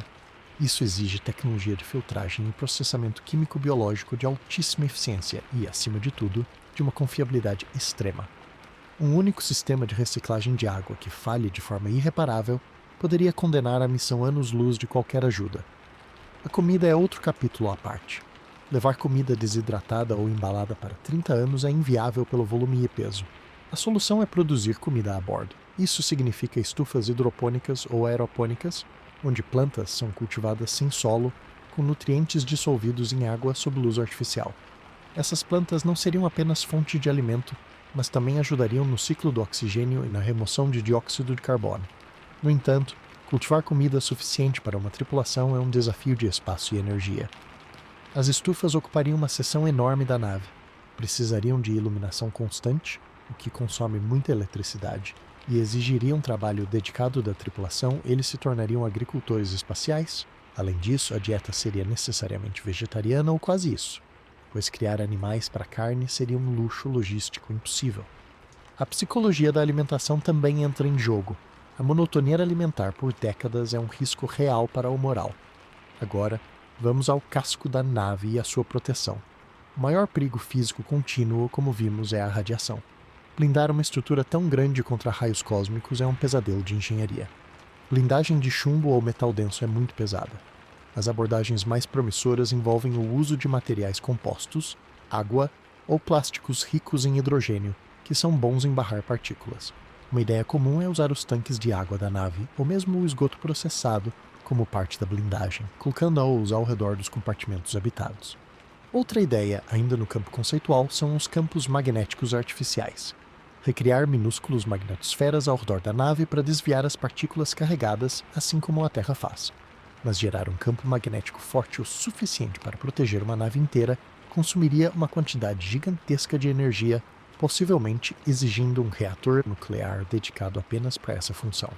A arquitetura da nave, portanto, teria que ser desenhada em camadas. Um núcleo habitado fortemente protegido, cercado por tanques, depósitos e sistemas que sirvam de escudo, e depois os sistemas de propulsão e geradores, mais distantes. A confiabilidade de todos os sistemas se torna a preocupação número 1. Numa viagem de 30 anos, você não pode ter peças de reposição para tudo. A nave precisa ser projetada para que seus sistemas críticos tenham redundâncias múltiplas e capacidade de autorreparo. A impressão 3D de peças, sob demanda, a partir de materiais reciclados seria uma tecnologia essencial. A tripulação precisaria incluir especialistas polivalentes em manutenção, capazes de consertar desde um circuito eletrônico até uma válvula hidráulica.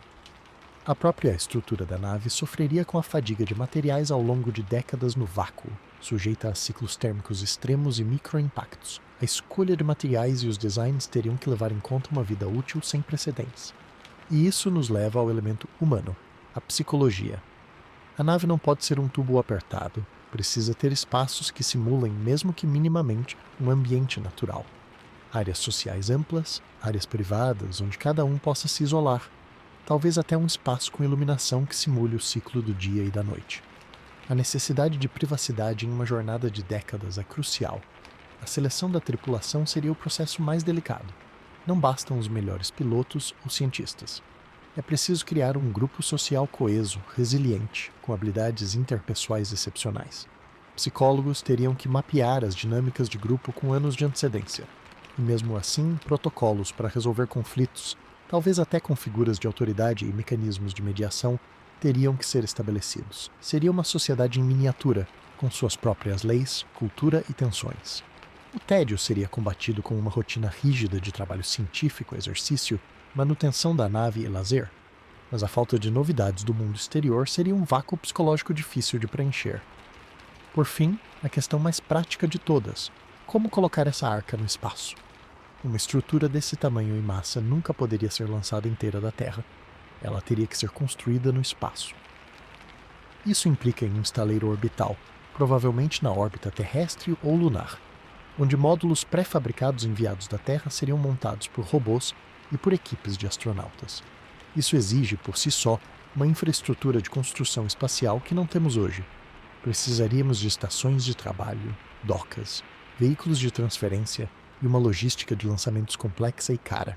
Alternativamente, a nave poderia ser construída em órbita lunar, aproveitando recursos locais, mas isso é um passo ainda mais distante. A construção dessa arca seria um megaprojeto que mobilizaria nações por décadas antes mesmo do lançamento da missão propriamente dita. Ela não seria uma missão de uma agência espacial apenas. Seria um empreendimento da humanidade, com um custo astronômico e um risco colossal. Mas é a única maneira concebível de enviar pessoas a um lugar como Plutão e trazê-las de volta vivas. A nave para Plutão, portanto, é muito mais do que um veículo. É um habitat, uma estufa, uma usina de reciclagem, uma sociedade e uma fortaleza anti-radiação. É a mais complexa máquina já imaginada, porque seu objetivo final não é apenas vencer a distância, mas preservar a chama frágil da vida humana através do mais longo e escuro inverno cósmico. Cada detalhe, do parafuso ao protocolo social, teria que ser pensado para durar. E no centro de tudo isso estaria a tripulação, não mais meros astronautas, mas os cidadãos pioneiros de um microcosmo que leva consigo toda a esperança e toda a vulnerabilidade da nossa espécie em sua jornada para o desconhecido. Diante desse cenário de uma arca espacial gigantesca e de uma viagem que consome vidas inteiras, é natural que cientistas e escritores de ficção científica busquem uma solução radical para o problema do tempo biológico e psicológico. Se não podemos reduzir a viagem para semanas, talvez possamos fazer com que a tripulação praticamente não a viva. A ideia é a hibernação induzida, ou torpor, um conceito que sempre aparece em filmes de espaço e que, surpreendentemente, é objeto de pesquisa médica e biológica muito séria. A premissa é simples e poderosa. Se você reduz drasticamente o metabolismo de um ser humano, diminuindo a temperatura corporal e colocando-o em um estado de animação suspensa, você resolve vários problemas de uma vez. A tripulação consumiria uma fração mínima de oxigênio, comida e água, não produziria lixo psicológico pelo tédio ou conflitos sociais durante o cruzeiro. E o tempo de viagem, do ponto de vista subjetivo, passaria como um piscar de olhos. Eles embarcariam, seriam induzidos ao torpor e acordariam meses ou anos depois, já na órbita de Plutão, como se tivessem dormido uma noite. Mas como isso funcionaria? A natureza nos dá algumas pistas. Diversos mamíferos, como ursos, esquilos terrestres e morcegos, hibernam naturalmente. Eles não simplesmente dormem profundamente. Eles entram em um estado fisiológico totalmente alterado. A temperatura corporal cai para perto da temperatura ambiente, a frequência cardíaca e respiratória despencam e o metabolismo pode cair para menos de 5% do normal. O corpo vive das reservas de gordura acumuladas. Os cientistas estão estudando os mecanismos genéticos e hormonais que disparam e controlam esse processo. A pergunta é: poderíamos ativar ou imitar esses mecanismos em humanos que não têm essa capacidade natural? A pesquisa atual não visa uma hibernação de anos, mas sim um torpor terapêutico de dias ou semanas para vítimas de trauma, dando tempo aos médicos para realizar cirurgias críticas. A técnica, chamada de hipotermia terapêutica, já é usada. Pacientes são resfriados, seus batimentos cardíacos são parados e eles são mantidos nesse estado por um curto período. Isso prova que o corpo humano pode suportar uma redução metabólica profunda por um tempo limitado. Para escalar isso para meses ou anos, os obstáculos são enormes. O primeiro é a nutrição e a degradação muscular. Um urso que hiberna tem adaptações específicas que previnem a perda muscular e óssea maciça. Humanos em repouso prolongado na cama, mesmo na temperatura normal, sofrem atrofia. Em torpor, esse problema poderia ser pior. Talvez seja necessário um sistema de estimulação elétrica passiva dos músculos ou ciclos periódicos de despertar breve para exercícios, o que complica a automação. Outro desafio monstruoso é a proteção do cérebro. A hipotermia profunda por longos períodos pode causar danos neurológicos. A formação de coágulos sanguíneos é um risco real quando a circulação fica muito lenta. E como manter o equilíbrio de fluidos e eletrólitos no corpo por anos? Seria necessário um suporte médico automatizado de altíssima complexidade, com cateteres que administrassem nutrientes intravenosos e medicamentos e monitores que acompanhassem cada parâmetro vital de cada membro da tripulação, sem a intervenção de um médico acordado. Isso nos leva ao sistema de suporte do torpor em si. Não seria uma simples câmara criogênica de filme. Provavelmente, cada tripulante ficaria em uma espécie de cuba ou berço, com tubulações para controle de temperatura, administração de drogas indutoras e mantenedoras do estado e monitoramento contínuo. A temperatura corporal talvez fosse reduzida para algo entre 10 e 15 graus Celsius. Drogas específicas seriam usadas para desacelerar o metabolismo e induzir um estado similar à hibernação. O ambiente teria que ser absolutamente estável, pois qualquer flutuação grande poderia despertar o indivíduo prematuramente ou, pior, causar sua morte. Toda a nave, portanto, se transformaria em uma gigantesca unidade de terapia intensiva automatizada, com a inteligência artificial no comando absoluto. A IA seria a única entidade acordada durante a viagem, gerenciando a nave, corrigindo a trajetória, monitorando a saúde dos hibernantes e lidando com emergências. A confiabilidade desse sistema teria que ser ainda maior do que a dos sistemas de uma nave com tripulação acordada, porque não haveria humanos para intervir em uma falha. E se algo der errado? Se um membro da tripulação começar a entrar em falência orgânica, a IA teria que acordá-lo? Terá que acordar um médico, como é o despertar de um torpor de anos.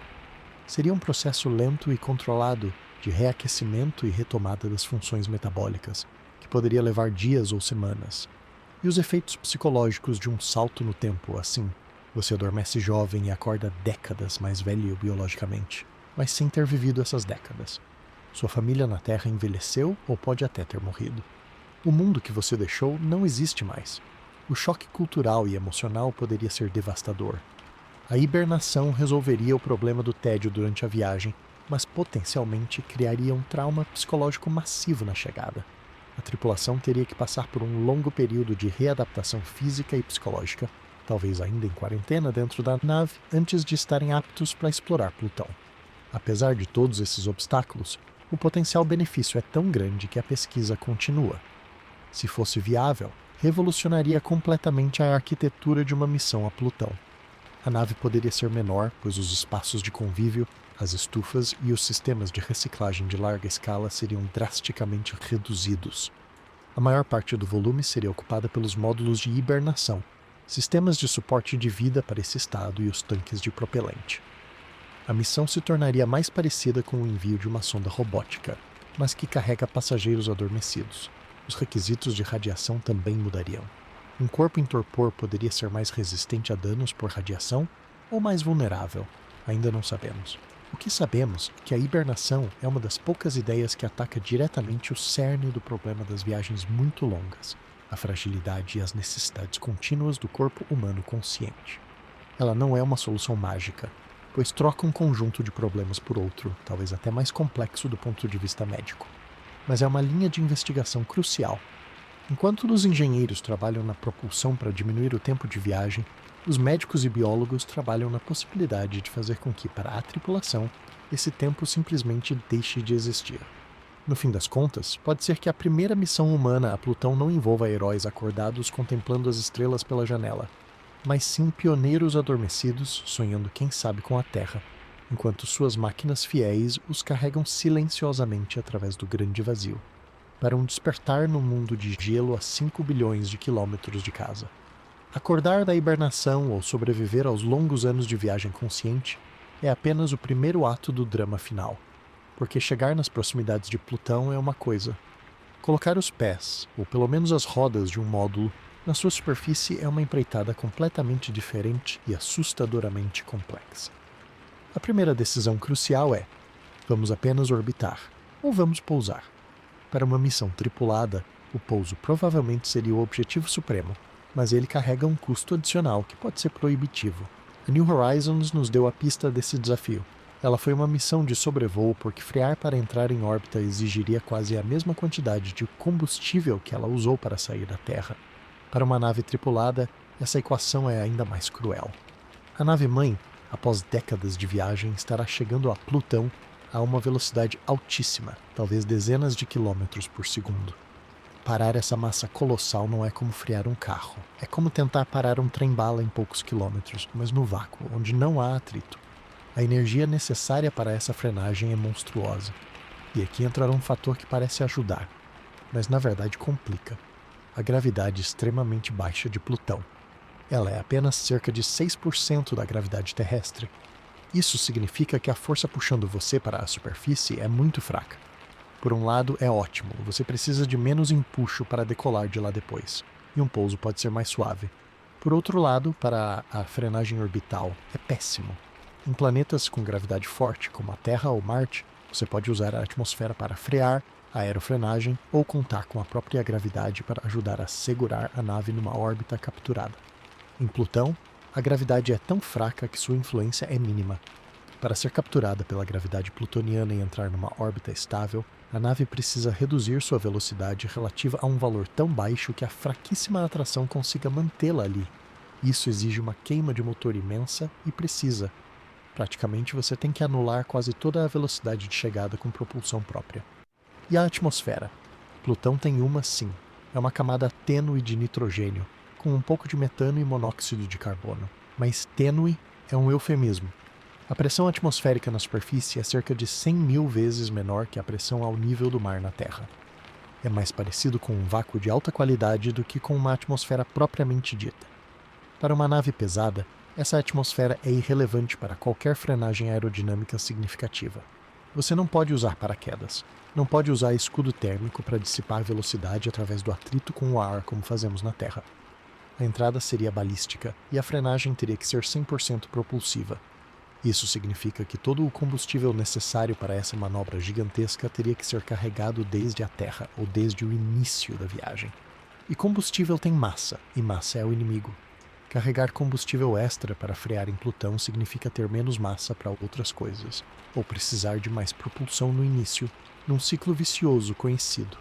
Portanto, a arquitetura de missão mais provável para um pouso envolveria uma separação. A nave-mãe, aquela arca espacial que trouxe a tripulação, nunca frearia completamente. Ela realizaria uma manobra para reduzir sua velocidade e entrar numa órbita altamente elíptica ao redor de Plutão, ou talvez apenas fizesse um sobrevoo controlado.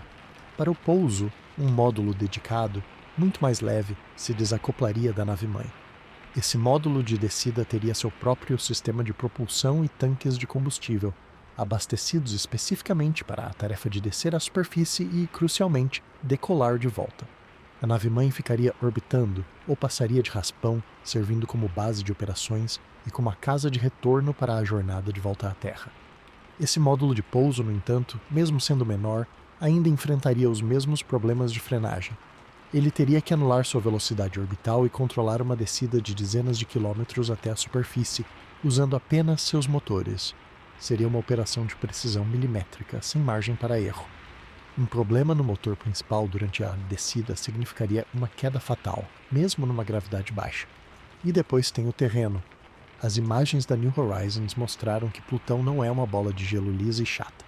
É um mundo geologicamente ativo e complexo, com montanhas de água-gelo que chegam a milhares de metros de altura, vastas planícies de nitrogênio congelado, como a planície Sputnik, terrenos craterados e áreas caóticas. Escolher um local de pouso seguro é um desafio enorme. Você precisa de uma área relativamente plana, sem grandes desníveis ou pedras esparfiadas, que possa suportar o peso do módulo. Mas o que é plano em Plutão? As planícies de nitrogênio podem ser suaves, mas o nitrogênio congelado pode não ter a consistência firme que se espera. Poderia ser poroso, frágil, como uma neve muito dura. O módulo poderia afundar ou ter sua estabilidade comprometida. Pousar nas montanhas de água-gelo, que são mais duras, seria mais seguro do ponto de vista estrutural, mas o terreno é acidentado. A decisão exigiria um reconhecimento detalhado prévio, provavelmente feito por sondas robóticas autônomas enviadas anos antes da missão tripulada, ou por uma cuidadosa observação a partir da órbita na chegada. A temperatura também é um fator crítico. A superfície está a cerca de menos 230 graus Celsius, quase o zero absoluto. Materiais comuns ficam quebradiços, lubrificantes congelam. Sistemas eletrônicos têm que ser aquecidos constantemente para funcionar. O módulo de pouso teria que ser uma fortaleza térmica, isolada e com aquecedores de alta eficiência, tudo alimentado por uma fonte de energia nuclear de longa duração, já que a luz solar é insignificante. Cada hora na superfície seria uma batalha contra o frio extremo. Para os astronautas dentro de seus trajes espaciais, uma falha no sistema de aquecimento seria fatal em minutos. As atividades extraveiculares seriam limitadíssimas e de alto risco. Finalmente, há a questão da operação em si. Se a tripulação estiver saindo de um estado de hibernação, eles não estarão em condições físicas ideais para realizar uma descida manual complexa. Tudo teria que ser automatizado, com os humanos em um papel de supervisão. Se eles estiverem acordados durante a viagem, terão anos para treinar em simuladores, mas mesmo assim, a manobra seria tensa. O atraso nas comunicações com a Terra impossibilitaria qualquer ajuda em tempo real. Eles estariam sozinhos. O pouso em Plutão, portanto, não seria um momento de triunfo imediato, mas o ápice de uma sequência de eventos de altíssimo risco, executados após uma viagem exaustiva. Seria o teste final de toda a tecnologia, da confiabilidade dos sistemas e da coragem da tripulação. Cada segundo da descida consumiria recursos preciosos que não podem ser repostos. E no final, se tudo desse certo, o módulo tocaria o solo suavemente, provavelmente em um silêncio ensurdecedor, numa paisagem alienígena de gelo e escuridão, com o sol parecendo apenas uma estrela brilhante no céu.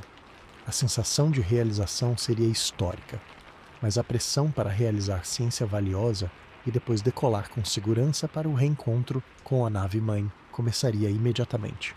O pouso, então, longe de ser um final feliz, seria na verdade a abertura de um novo capítulo ainda mais perigoso e exigente da missão. E depois de conseguir o impossível pousar em Plutão, coletar amostras, fazer descobertas científicas históricas, vem a parte que talvez seja a mais difícil de todas, a viagem de volta. E não é difícil apenas pela distância, que é a mesma, mas porque agora você está começando do zero, no fundo de um poço gravitacional, mesmo que raso, e com recursos que já foram drasticamente consumidos. A exploração é uma coisa, trazer a tripulação de volta viva, são e com os resultados da missão é outra, e coloca exigências sobre o projeto que muitas vezes são subestimadas nos sonhos iniciais. A primeira e mais assustadora delas é o combustível. Para escapar da gravidade de Plutão e iniciar a longa jornada de volta ao sistema solar interior, você precisa de uma quantidade enorme de propelente. Esse combustível teria que ter sido levado desde a Terra ou produzido em Plutão a partir dos recursos locais. Uma ideia chamada utilização de recursos in situ.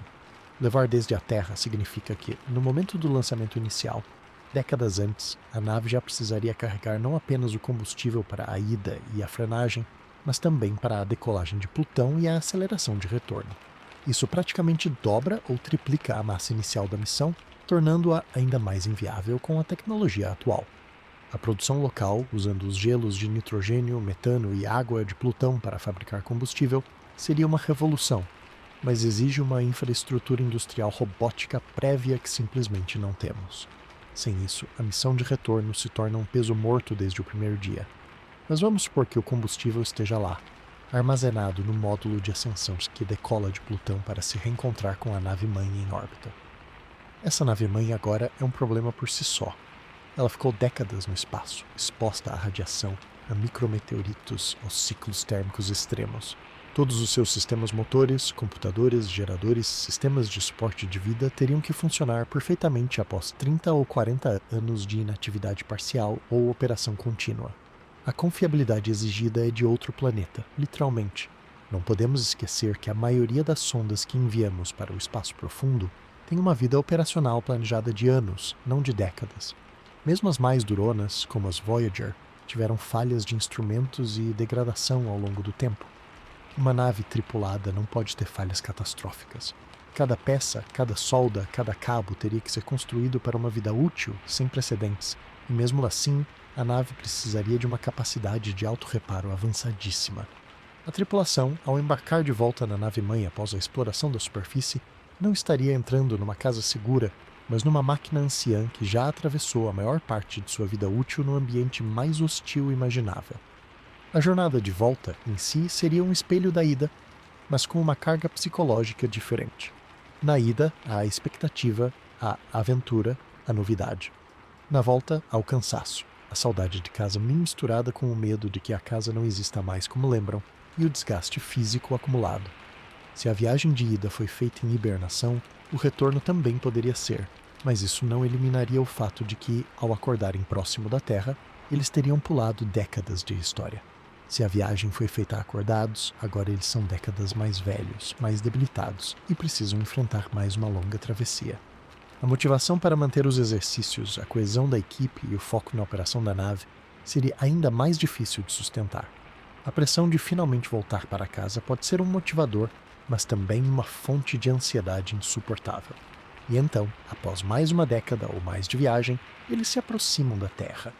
E aqui temos um dos momentos mais perigosos de toda a missão, a reentrada atmosférica. A nave estará chegando a uma velocidade muito mais alta do que qualquer outra missão de retorno que já fizemos. As cápsulas que voltam da estação espacial estão a cerca de 28 mil km por hora. Uma nave vinda de Marte chegaria a uns 32 mil. Uma nave vinda de Plutão poderia facilmente estar acima de 35 ou 40 mil km por hora, dependendo da trajetória. Essa energia cinética extra se transforma em calor ao friar na atmosfera. O escudo térmico teria que suportar temperaturas ainda mais altas, por um período mais longo. O design do escudo teria que ser radical, possivelmente usando materiais de ablação de última geração, ou até técnicas de reentrada com frenagem propulsiva combinada. Um erro no ângulo de entrada, uma falha no escudo térmico, e a nave viraria uma bola de fogo em segundos. A precisão necessária para atingir o corredor atmosférico correto após uma viagem de dezenas de anos e bilhões de quilômetros é algo que beira o milagre. Tudo teria que ser calculado e executado com perfeição pela nave, já que a comunicação com a Terra terá um atraso de horas, tornando o controle em tempo real impossível. Suponhamos que a reentrada seja bem sucedida. A nave pousa no oceano ou no deserto e as equipes de resgate se aproximam. Mas quem eles vão encontrar? A tripulação que sai será composta por idosos, se partiram jovens, ou por adultos de meia-idade que envelheceram prematuramente. Eles estarão fisicamente debilitados, com ossos frágeis, músculos atrofiados e um sistema imunológico que pode não reconhecer mais os patógenos terrestres comuns. Eles precisarão de uma quarentena médica longa e de uma reabilitação intensiva, possivelmente pelo resto de suas vidas. Mas os desafios não são apenas físicos. O mundo para o qual eles retornam não é mais o mesmo. A tecnologia terá avançado de maneiras imprevisíveis. A política global terá mudado. Famílias terão envelhecido. Amigos podem ter morrido. A cultura terá seguido em frente. Eles serão anacronismos ambulantes, celebridades instantâneas, mas também estranhos em sua própria terra. O processo de reintegração social seria um trauma profundo, exigindo um apoio psicológico contínuo e especializado que nunca foi necessário antes na história. E há ainda a questão do legado da missão. Toda a experiência, todo o conhecimento científico adquirido durante décadas no espaço e em Plutão precisa ser transmitido. Os astronautas, no entanto, podem não estar em condições de fazer isso de forma imediata. O vasto volume de dados coletados precisará ser analisado por equipes na Terra, e os próprios astronautas serão sujeitos de estudo por anos, talvez décadas, enquanto os cientistas investigam os efeitos de uma exposição tão prolongada ao ambiente espacial. A missão, portanto, não termina no pouso. Ela se estende por toda a vida dos sobreviventes e além, moldando o futuro da exploração espacial com suas lições, tanto as gloriosas quanto as dolorosas. Portanto, o retorno é o capítulo que transforma uma aventura exploratória em uma saga humana completa. É a parte que testa não apenas a engenharia, mas a própria fibra do que significa ser humano. Nossa capacidade de suportar a separação, de manter a esperança através de intervalos de tempo maiores que muitas carreiras, e de encontrar um lar em um mundo que nos esqueceu. Toda a missão, desde o primeiro parafuso no primeiro foguete, teria que ser planejada com esse momento final em mente. Porque de nada adianta chegar a Plutão se você não puder contar a história depois. O retorno é a garantia de que a jornada não foi um sacrifício, mas uma viagem de ida e volta para os confins da nossa própria casa cósmica, e que aqueles que se aventuraram tão longe puderam, no fim, voltar para compartilhar o que aprenderam. É o fechamento do círculo, mas também é, sem dúvida, a parte onde a margem para erro é menor e as apostas são mais altas. Afinal, você não quer que a maior aventura da humanidade termine com um silêncio de rádio eterno ao se aproximar do porto de origem. Você quer o desfecho digno de uma epopeia, com o triunfo do retorno seguro, por mais difícil e improvável que isso pareça quando visto do gelo escuro e distante de Plutão. E diante de um retorno tão perigoso e de uma estadia em Plutão tão cheia de riscos, uma pergunta surge: como tornar essa missão minimamente segura e viável? A resposta, quase certamente, não estará apenas em humanos mais corajosos ou em foguetes mais potentes, mas em uma simbiose profunda com a inteligência artificial e a robótica avançada. Na verdade, é bem provável que, muito antes de qualquer humano chegar perto dali, um exército de máquinas autônomas já terá preparado o terreno, construído infraestrutura e testado tecnologias, transformando a missão tripulada no ápice de um esforço robótico de décadas. O primeiro papel desses sistemas seria a preparação. Imagine enviar, com 20 ou 30 anos de antecedência, uma missão robótica não tripulada de carga para Plutão. Essa missão usaria propulsão eficiente, talvez nuclear elétrica, e levaria consigo módulos de pouso automatizados, robôs de construção, geradores de energia e fábricas experimentais em miniatura. Ao chegar, esses sistemas começariam a trabalhar sozinhos. O objetivo principal seria a utilização de recursos in situ, o famoso ISRU. Isso significa usar o que você encontra no local para sobreviver. Em Plutão, os recursos principais são os gelos de água, nitrogênio e metano. Robôs mineradores, parecidos com escavadeiras autônomas, poderiam começar a escavar e processar esses gelos. A água não é só para beber. Separada em hidrogênio e oxigênio por eletrólise usando energia nuclear, ela se torna propelente para foguetes e ar respirável. O nitrogênio poderia ser usado para inflar habitats ou como parte de uma atmosfera artificial. O metano, outro potencial combustível. O trabalho dessas máquinas seria criar um depósito inicial de suprimentos, tanques de combustível, cilindros de oxigênio, blocos de construção feitos de gelo de água compactado ou regolito. Eles preparariam uma pista de pouso nivelada ou pelo menos demarcariam uma área segura para a chegada do módulo tripulado décadas depois. Tudo isso funcionando sob um céu permanentemente escuro, com temperaturas geladas, sem nenhuma intervenção humana em tempo real. A inteligência artificial por trás desses robôs teria que ser incrivelmente robusta, capaz de resolver problemas inesperados, como um equipamento que quebra ou um terreno que não era como o previsto nas imagens. Não poderíamos dar ordens específicas para cada situação. Teríamos que confiar na sua capacidade de se adaptar. Enquanto isso, na longa viagem da nave-mãe tripulada, a inteligência artificial teria um papel igualmente vital a bordo. Mesmo que a tripulação esteja acordada, a nave seria grande e complexa demais para ser gerida apenas por humanos. Um sistema de IA seria o cérebro central, monitorando todos os sistemas de suporte de vida, propulsão, radiação e integridade estrutural.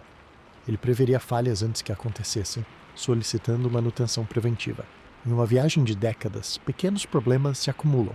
A IA seria a guardiã constante que nunca dorme. Se a tripulação estiver em hibernação, então a IA se torna a capitã absoluta da nave.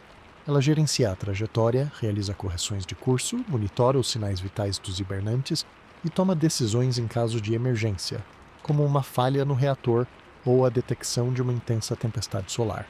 Nesse último caso, ela poderia manobrar a nave para trás de algum escudo ou aumentar a proteção dos módulos de hibernação.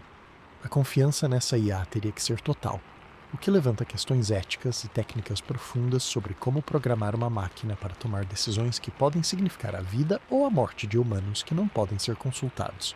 Na superfície de Plutão, após o pouso dos exploradores humanos, a robótica continuaria como uma extensão vital da tripulação. Robôs de forma variada, talvez inspirados em animais para terrenos difíceis, como robôs escorpião para terreno acidentado, ou robôs serpente para explorar fendas, seriam os olhos e as mãos dos astronautas em áreas muito perigosas. Eles poderiam ser enviados para dentro de cavernas de gelo, onde há risco de desmoronamento, ou para as bordas de penhascos para coletar amostras. Drones autônomos, equipados com sensores, mapeariam a superfície em alta resolução, identificando os melhores locais para novas investigações. A tripulação, dentro de seus trajes volumosos e com tempo limitado fora do habitat, não poderia cobrir uma área grande. Os robôs amplificariam seu alcance e sua eficiência. Além disso, esses robôs poderiam realizar trabalhos pesados de construção, montando estruturas maiores como um hangar para os veículos ou uma antena de comunicações de maior alcance. A comunicação entre a tripulação e seus auxiliares robóticos teria que ser fluida, possivelmente usando interfaces cerebrais ou comandos de voz naturais, com a IA traduzindo a intenção em ações complexas para o robô. Essa simbiose não é um luxo, é uma necessidade absoluta.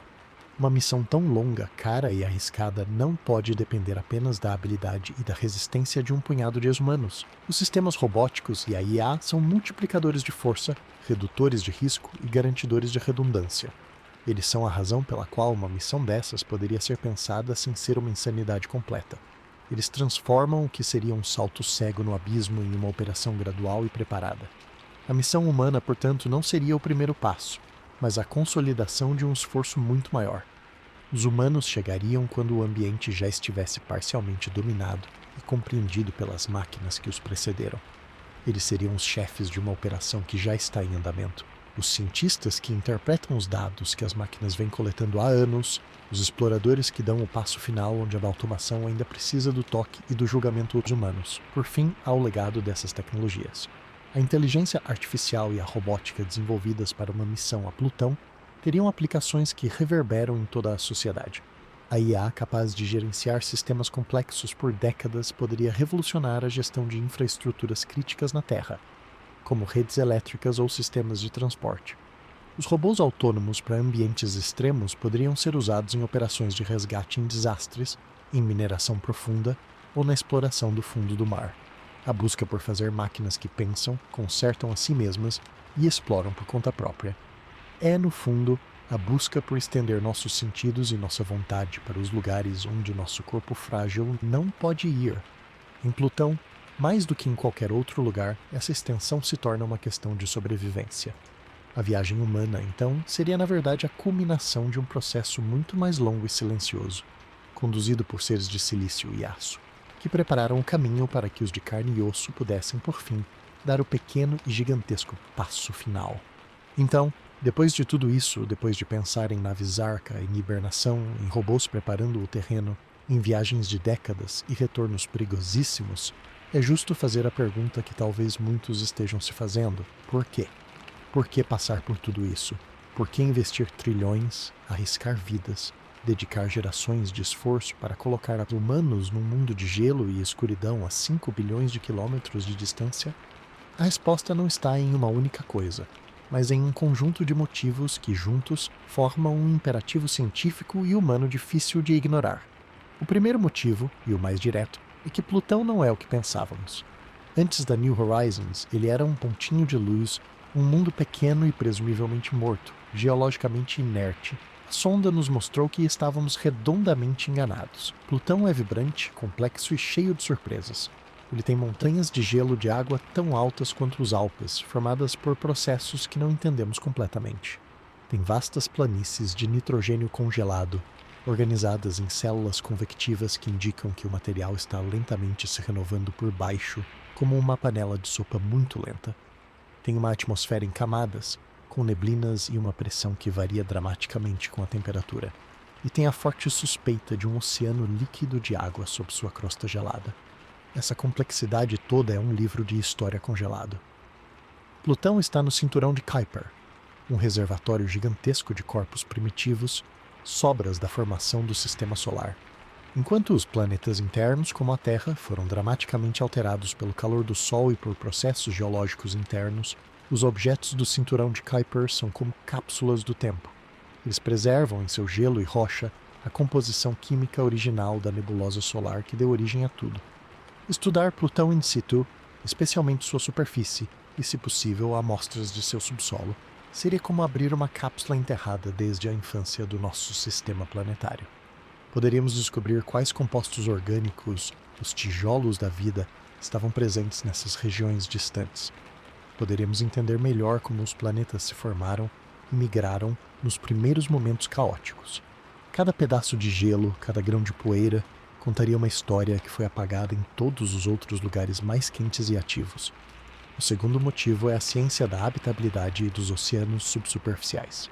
A possibilidade de um oceano líquido dentro de Plutão coloca ele numa lista muito especial de mundos, junto com a Europa de Júpiter e Encélado de Saturno. Se existe mesmo, esse oceano está em contato com um núcleo rochoso, em condições de escuridão, frio extremo e pressão. Que tipo de química acontece lá? Embora seja improvável que haja vida como a conhecemos num ambiente tão energicamente pobre e isolado, entender os limites da química prebiótica, das reações que podem levar a moléculas complexas, é crucial. Plutão oferece um laboratório natural extremo, diferente dos oceanos aquecidos por forças de maré das luas de Júpiter e Saturno. Estudá-lo ampliaria nosso conhecimento sobre onde a vida poderia, em tese, surgir ou se sustentar no cosmos. O terceiro motivo é puramente material, as amostras. Uma missão tripulada, ou mesmo uma robótica avançada de retorno de amostras, poderia trazer para a Terra pedaços físicos da superfície e do subsolo de Plutão. Em nossos laboratórios de última geração, poderíamos analisar essas amostras com uma precisão e uma variedade de técnicas que nenhum instrumento miniaturizado em uma sonda poderia igualar. Poderíamos datar as rochas, analisar isótopos raros, buscar por matéria orgânica complexa e entender a história de impactos e processamento superficial de uma forma que dados remotos nunca permitiriam. O retorno de amostras de Marte já é considerado um salto científico gigantesco. Trazer material de Plutão seria algo de outro mundo, literalmente, revolucionando campos como a planetologia, a astroquímica e a ciência dos materiais. Mas a ciência pura não é o único retorno. Há o que os economistas chamam de spin-offs, os benefícios tecnológicos laterais. O esforço para tornar uma missão a Plutão viável forçaria avanços radicais em áreas críticas.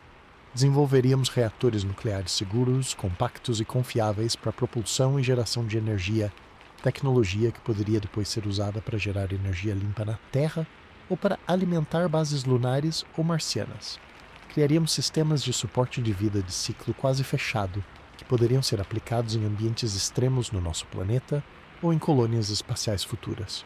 A inteligência artificial e a robótica autônoma necessárias para a missão dariam um salto quântico, com aplicações na medicina, na indústria, em veículos autônomos e no gerenciamento de desastres.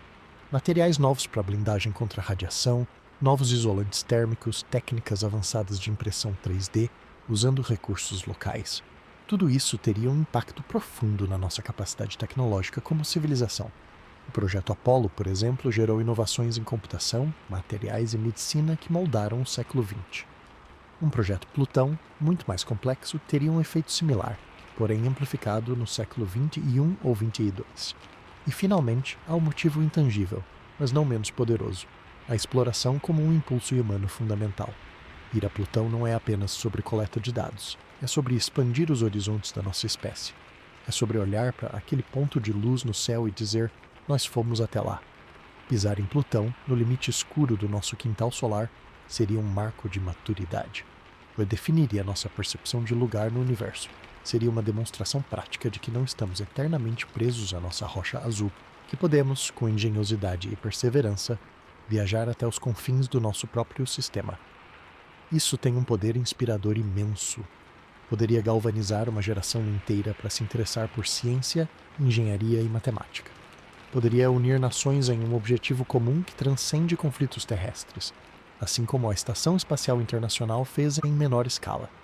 Em um mundo muitas vezes dividido, um feito dessas proporções lembraria a todos de nossa humanidade compartilhada e de nossa curiosidade coletiva. Claro, o custo seria astronômico, os riscos enormes. Talvez nunca valha a pena do ponto de vista financeiro imediato, mas o mesmo poderia ser dito das grandes navegações do passado ou da ida à Lua. Essas empresas nunca foram sobre retorno financeiro direto.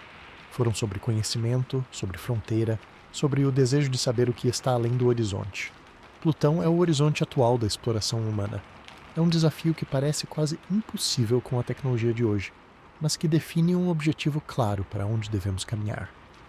Cada avanço em propulsão, em suporte de vida, em robótica, nos aproxima não apenas de Plutão, mas de um futuro onde a humanidade é uma espécie verdadeiramente interplanetária. Portanto, embora os obstáculos sejam monstruosos e a viagem possa levar mais de uma vida, o imperativo de ir permanece, porque no fim não se trata apenas de um planeta não distante. Trata-se de nós mesmos, de nossa capacidade de sonhar grande e de transformar esse sonho em realidade. Não importa quantas décadas ou gerações isso leve. A jornada para Plutão seria a maior história de aventura, descoberta e superação já contada, e o simples fato de tentar já mudaria para sempre quem somos e o que achamos possível. Então, depois de mapear todos os desafios, as tecnologias necessárias e as razões profundas para ir, resta a pergunta final, aquela que mistura ceticismo e esperança. Isso vai realmente acontecer algum dia? Um humano vai realmente pisar em Plutão? A resposta honesta é que, com a tecnologia de hoje, é essencialmente ficção científica. Não temos a propulsão, não temos os sistemas de suporte de vida para décadas, não temos a infraestrutura espacial, não temos a vontade política ou o orçamento. Mas e daqui a 100, 200 anos? Aí a conversa muda completamente. A viagem a Plutão não será um evento isolado, um projeto Apollo gigantesco. Ela será, se acontecer, o resultado natural, o ápice de um processo muito mais longo e gradual. O processo de nos tornarmos uma civilização verdadeiramente interplanetária. O caminho mais provável não é um salto direto da Terra para Plutão. É uma expansão lenta, com passos intermediários que servirão como testes e trampolins. O primeiro e mais óbvio desses passos é Marte. Estabelecer uma presença permanente, autossuficiente em Marte é o exercício fundamental. Lá, aprenderemos a viver em outro planeta, a usar recursos locais em grande escala, a lidar com a radiação e o isolamento, ainda que com a Terra relativamente próxima como rede de segurança. Marte é o campo de treino. O próximo trampolim lógico pode ser o cinturão de asteroides. Esses corpos rochosos e gelados oferecem recursos minerais e de água praticamente inesgotáveis, com uma gravidade insignificante que facilita o pouso e a decolagem. Uma base de operações num asteroide grande, como Ceres, poderia se tornar um posto de reabastecimento e um estaleiro espacial. É no cinturão de asteroides que a tecnologia de mineração e construção espacial seria refinada, e onde naves verdadeiramente grandes, construídas com materiais locais, poderiam ser montadas sem precisar vencer a gravidade da Terra ou de Marte. Essas naves, feitas no espaço para viajar somente no espaço, seriam as verdadeiras arcas para as jornadas mais longas. Elas nunca pousariam em um planeta com gravidade significativa. A partir daí, a viagem até as luas de Júpiter e Saturno se tornaria um objetivo mais palpável. E depois dessas, os mundos do sistema solar exterior, como Plutão, entrariam no radar como a fronteira final dentro do nosso próprio sistema. O divisor de águas tecnológico, o que realmente separa a ficção da possibilidade, é e será a propulsão nuclear. Seja a fissão térmica para missões iniciais, ou a fusão se algum dia a dominarmos para viagens mais rápidas, a energia nuclear é a chave. Sem ela, estamos condenados a viagens químicas que levam séculos para essas distâncias. O desenvolvimento de reatores nucleares seguros, compactos e poderosos para propulsão e geração de energia é, portanto, o marco mais crítico no caminho. Projetos como o Draco da NASA são os primeiros passos titubeantes nessa direção. A aceitação pública e política do uso de nucleares no espaço também precisará evoluir.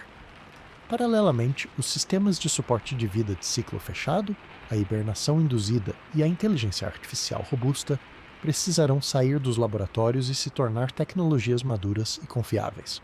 Tudo isso leva tempo, muito tempo. Não é trabalho de uma década, mas de muitas gerações de engenheiros, médicos e cientistas. E isso nos leva ao fator mais imprevisível de todos, a vontade humana. A exploração espacial de longo prazo requer estabilidade, continuidade e um investimento constante que transcende ciclos políticos e crises econômicas. Requer uma visão de futuro que vá além do próximo trimestre ou do próximo mandato.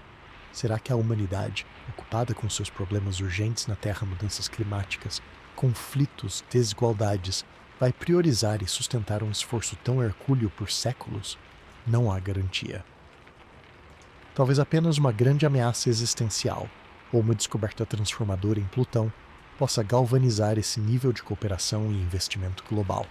Mas também pode ser o contrário, que a solução dos nossos problemas terrestres nos dê a maturidade, os recursos e a paz necessários para olhar para as estrelas novamente com ambição coletiva. Se esse dia chegar, a missão a Plutão não será sobre uma bandeira a ser plantada, será sobre a consolidação de uma presença.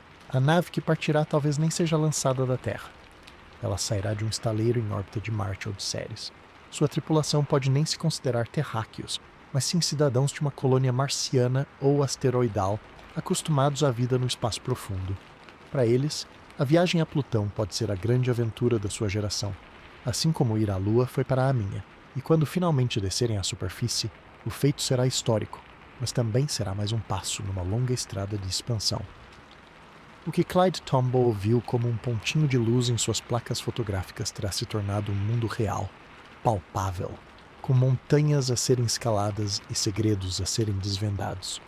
O Sol visto de lá será apenas a estrela mais brilhante no céu, um lembrete da distância incrível percorrida.